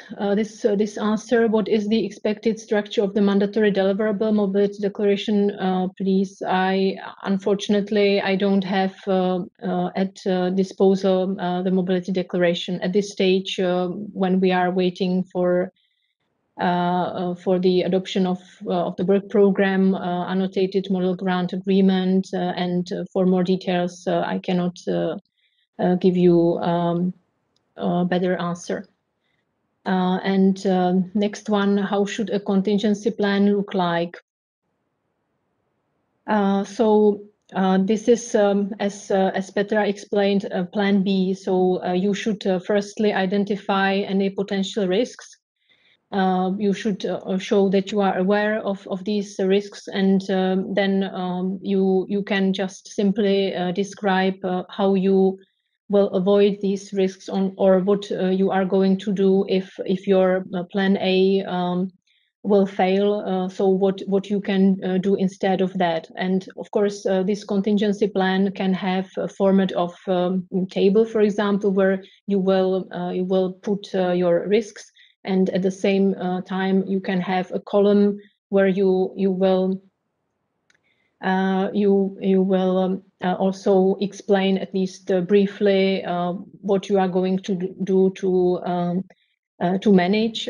So it can be a pure text. It depends. So it's just up to you. But it should be definitely present in your proposal. As a result, publications should be published or could be submitted by the end of the project. Sometimes it takes a year before acceptance. Of course, it can happen, and if you do not manage to publish this, for example, article, etc., it's completely fine. While reporting, you will just inform the project officer, the person responsible for the management of your project in Brussels about it, and it can be solved like this. So of course, this is the reality. I have 9 years of research experience after PhD. I have 2 children. I am a woman. Can I apply? One of my children is born during this time. So we have discussed it, maternity leave or career breaks due to childbirth, then this is a relevant reason to ask for extension of your eligibility. What is your opinion? Are university students in an educational context a professional audience dissemination or a wide public communication?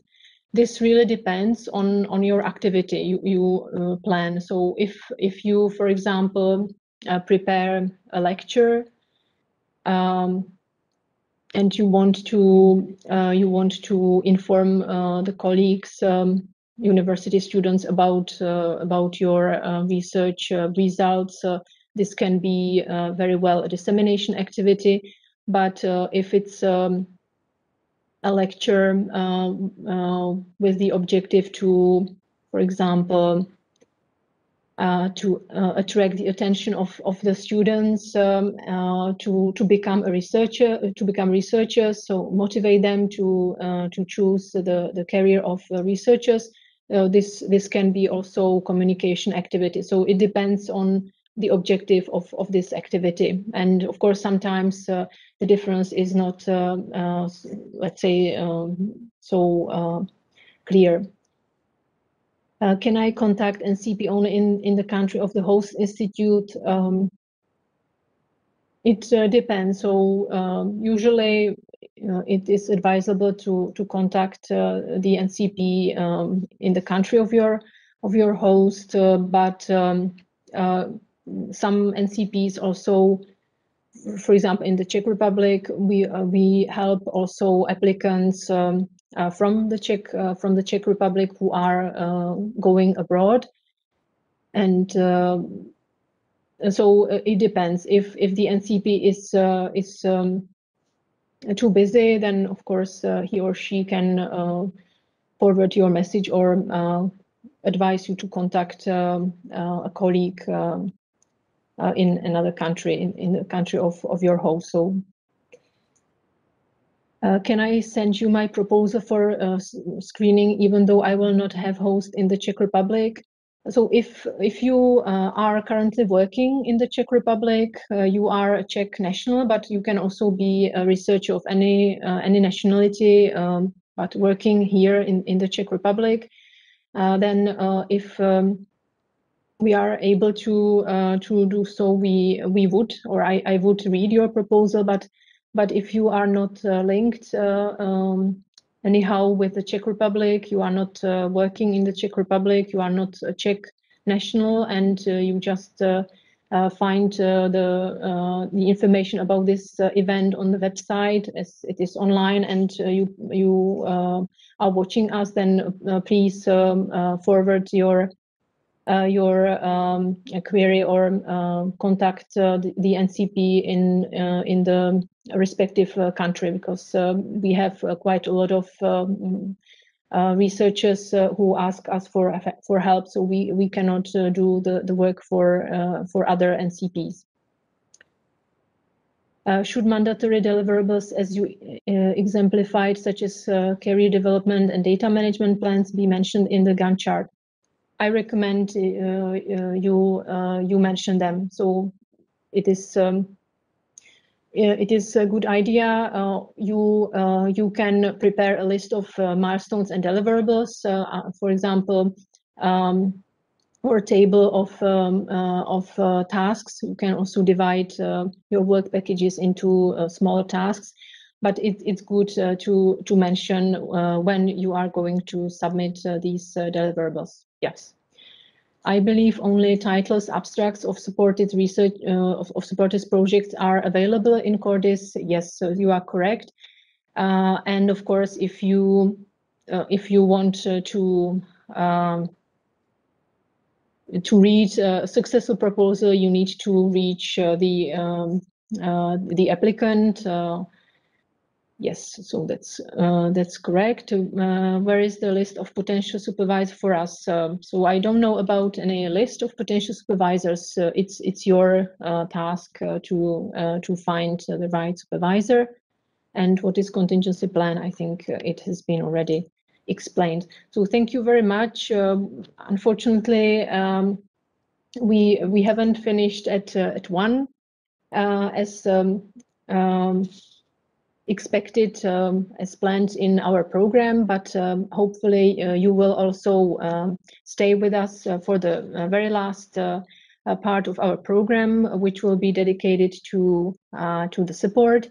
And I think this is also crucial for your success. So now I would like to have at least 5-minute break, not 10 minutes, but let's have a short break of 5 minutes, and after 5 minutes we will come back and we will finish this program with the last presentation, which will be related to the support you can ask for.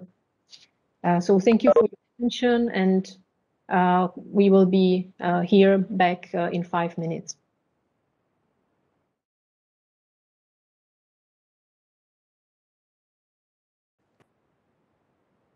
Welcome back. Let me now share my screen again. We are moving to the very last presentation. So I hope now you can see my slides. Of course, if you have any questions, you can use still the Slido. And in the very last presentation, I will talk about the support to applicants. So I will concentrate on the national support, but also give you some tips how to ask for support at institutional level.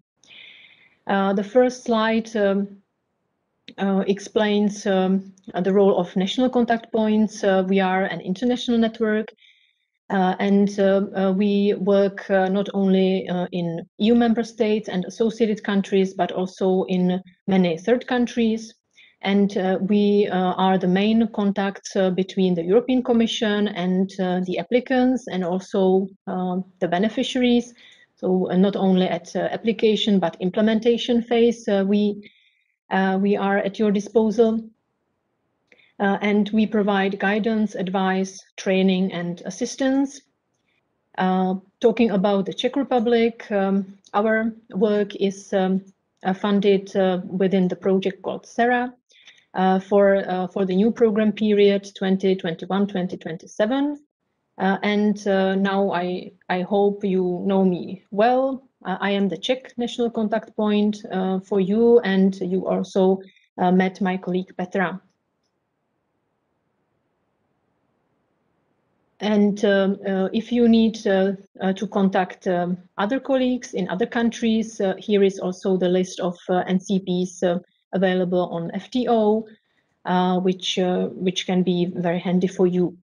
Let me give you just basic information about Technology Center, the organization I work for, and about the National Information Center for European Research, also known as NICER.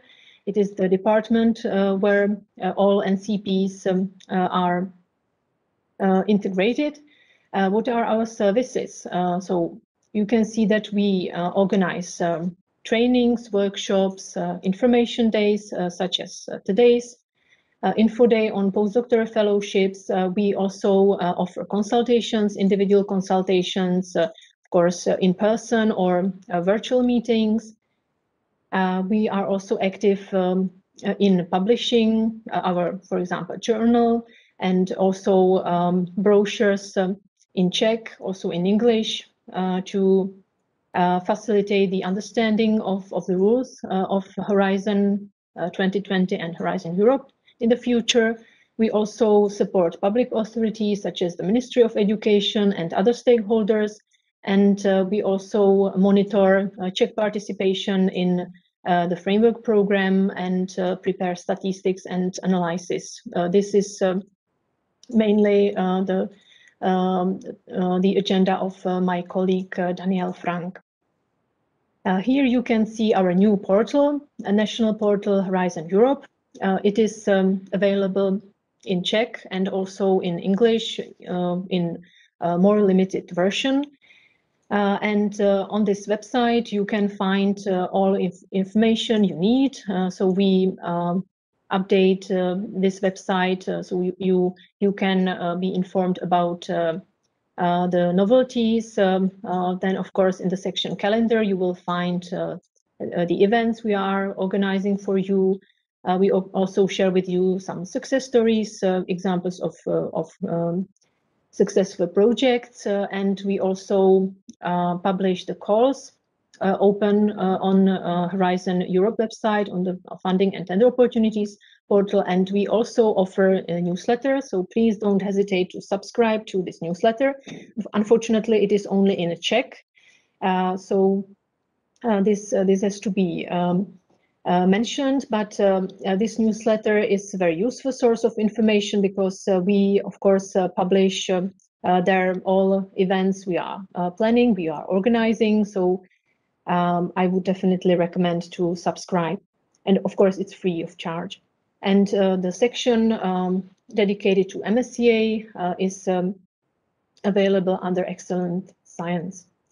And also you can follow us on Twitter. We have an account, so please don't hesitate to also watch us via Twitter.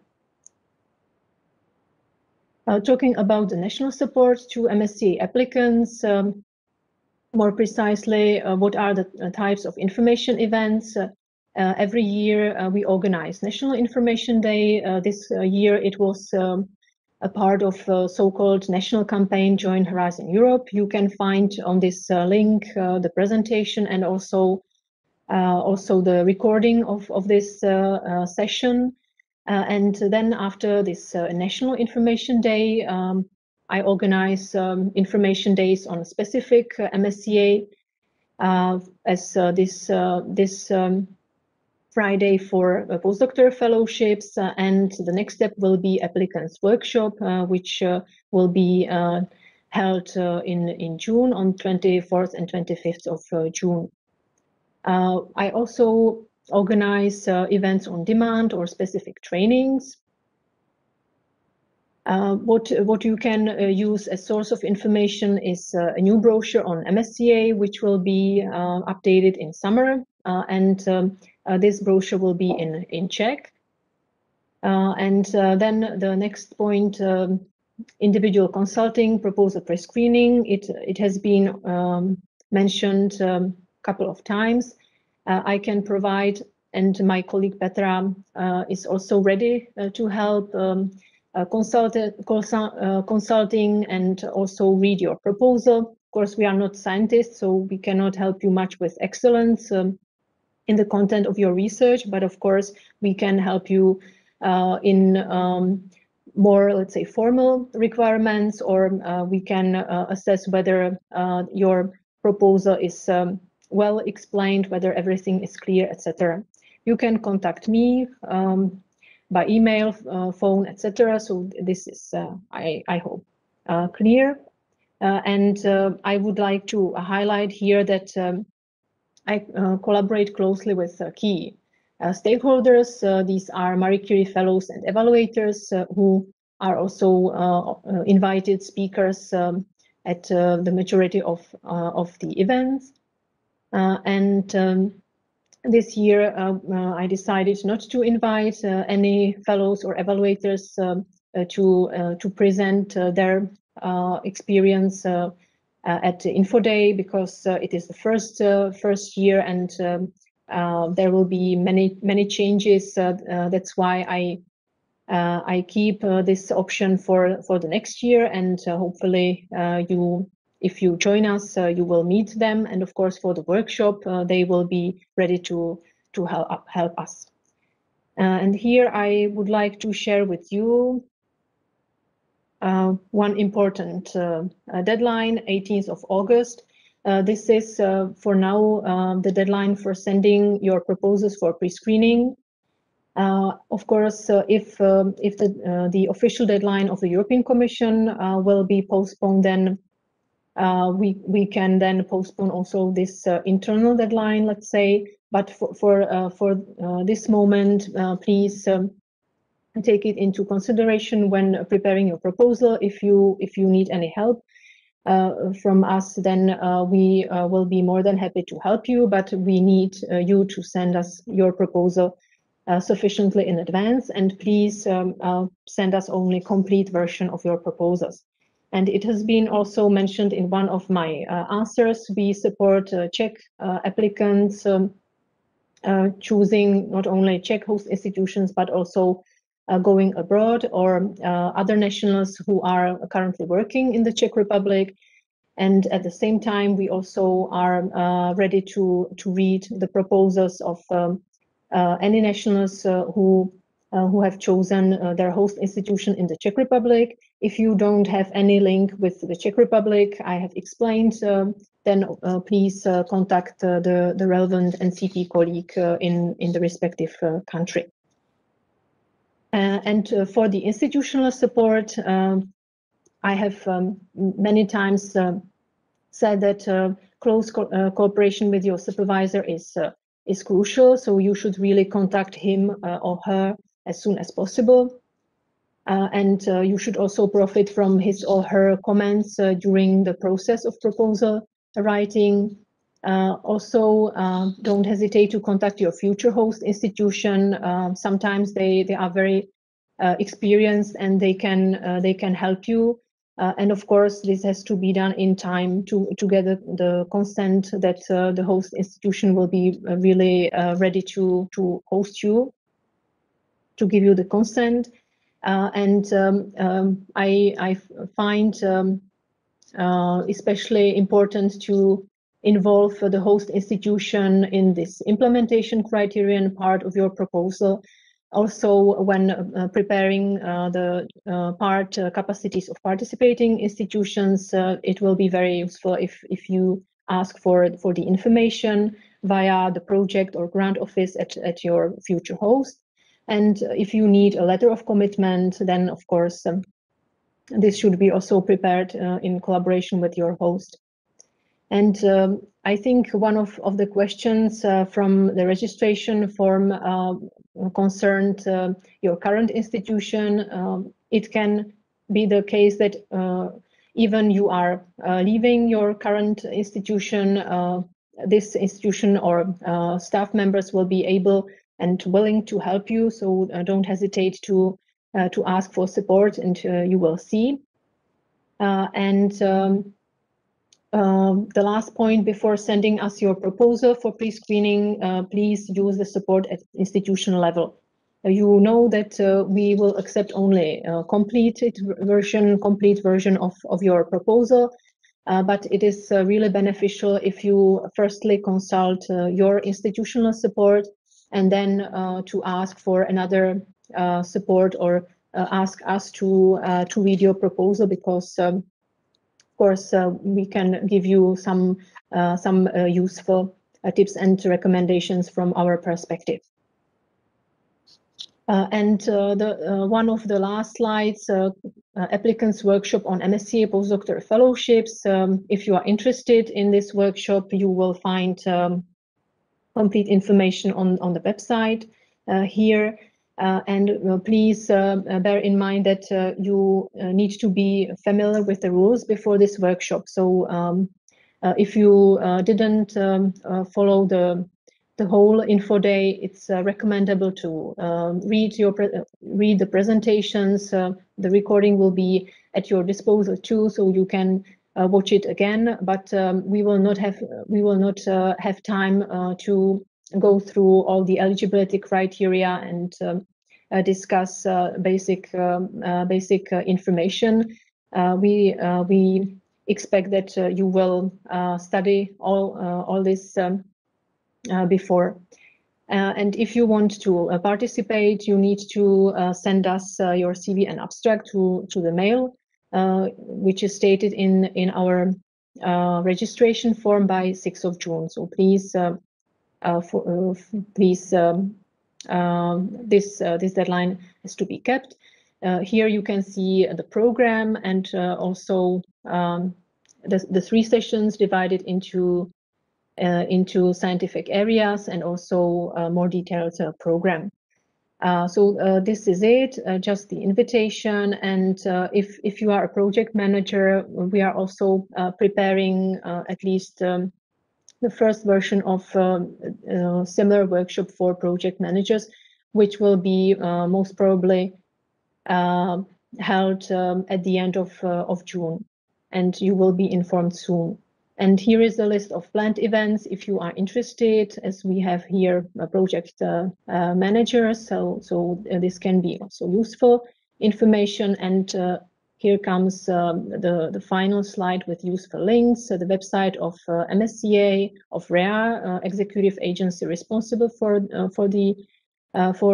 these projects. Again, the portal, the database Cordis, and also the website of the Net for Mobility Plus, and your access portal, where you can find also vacancies, also calls for applications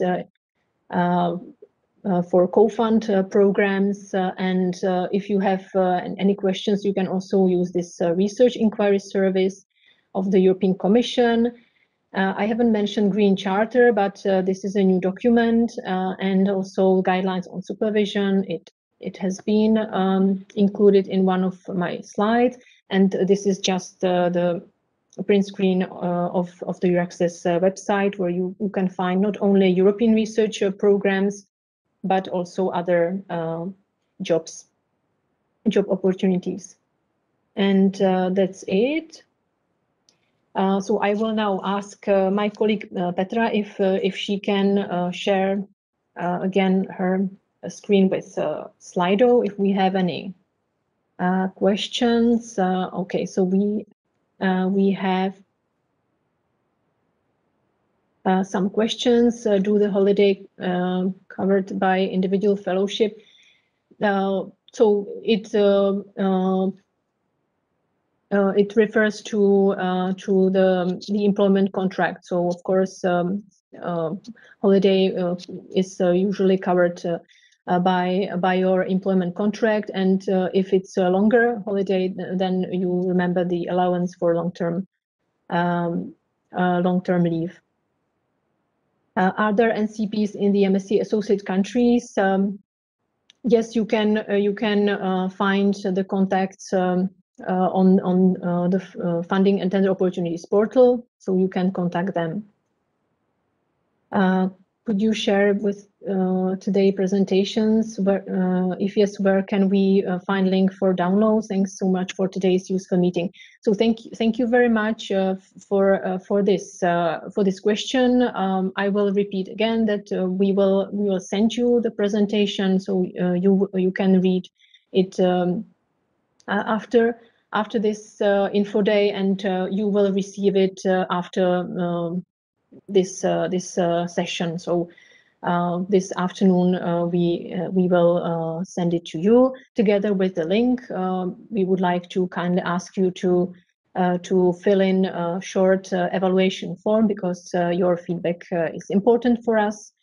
So that's it. And of course, the link to the recording will be available in the upcoming days on our website, and we will also send you an email where you can find it.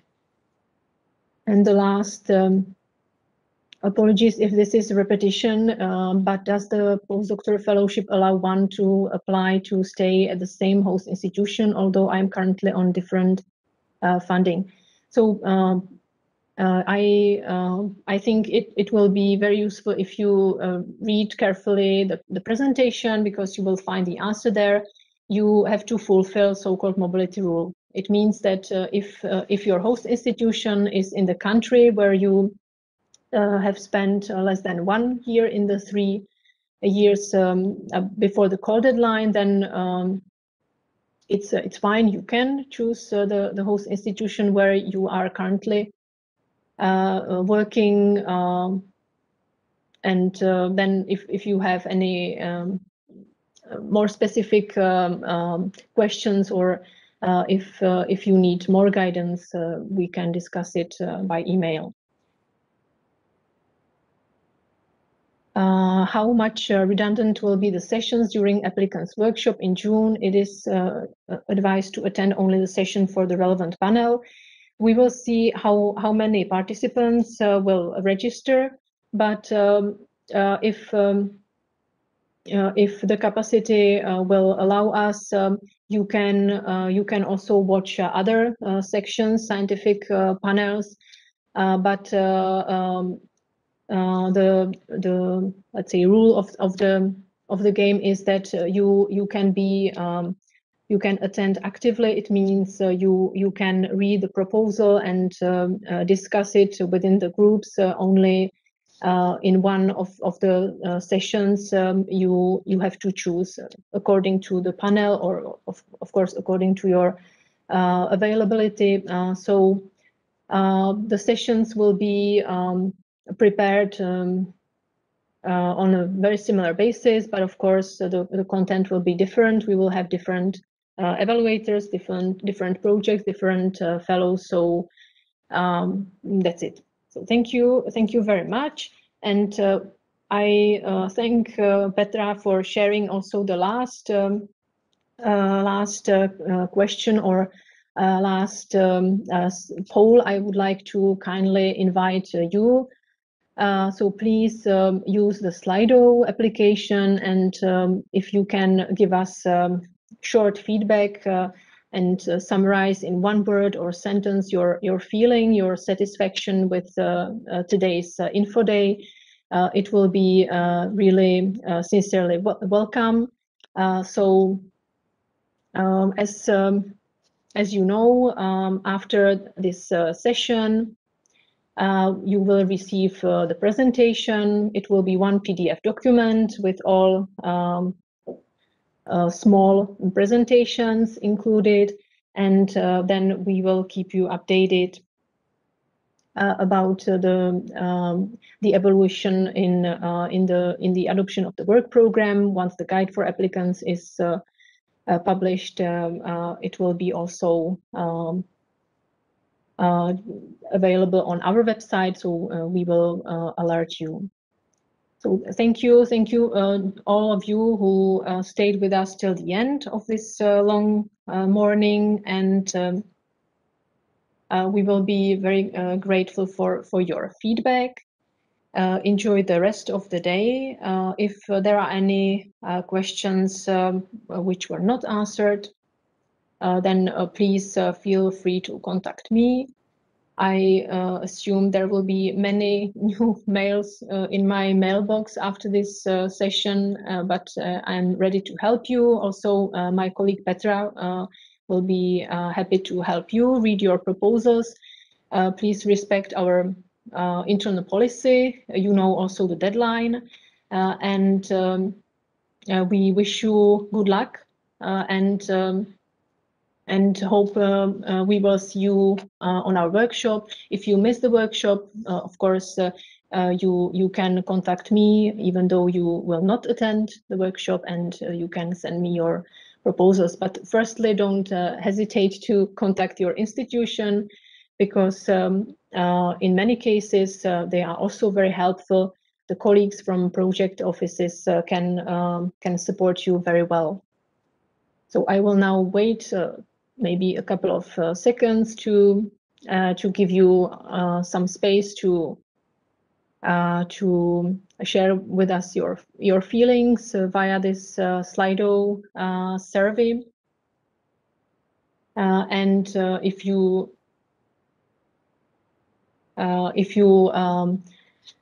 then send us your comments, then we will be very grateful. So thank you very much. Now it's time to close this session, and I wish you good luck with your proposals, and we will stay in contact. Thank you and have a nice afternoon.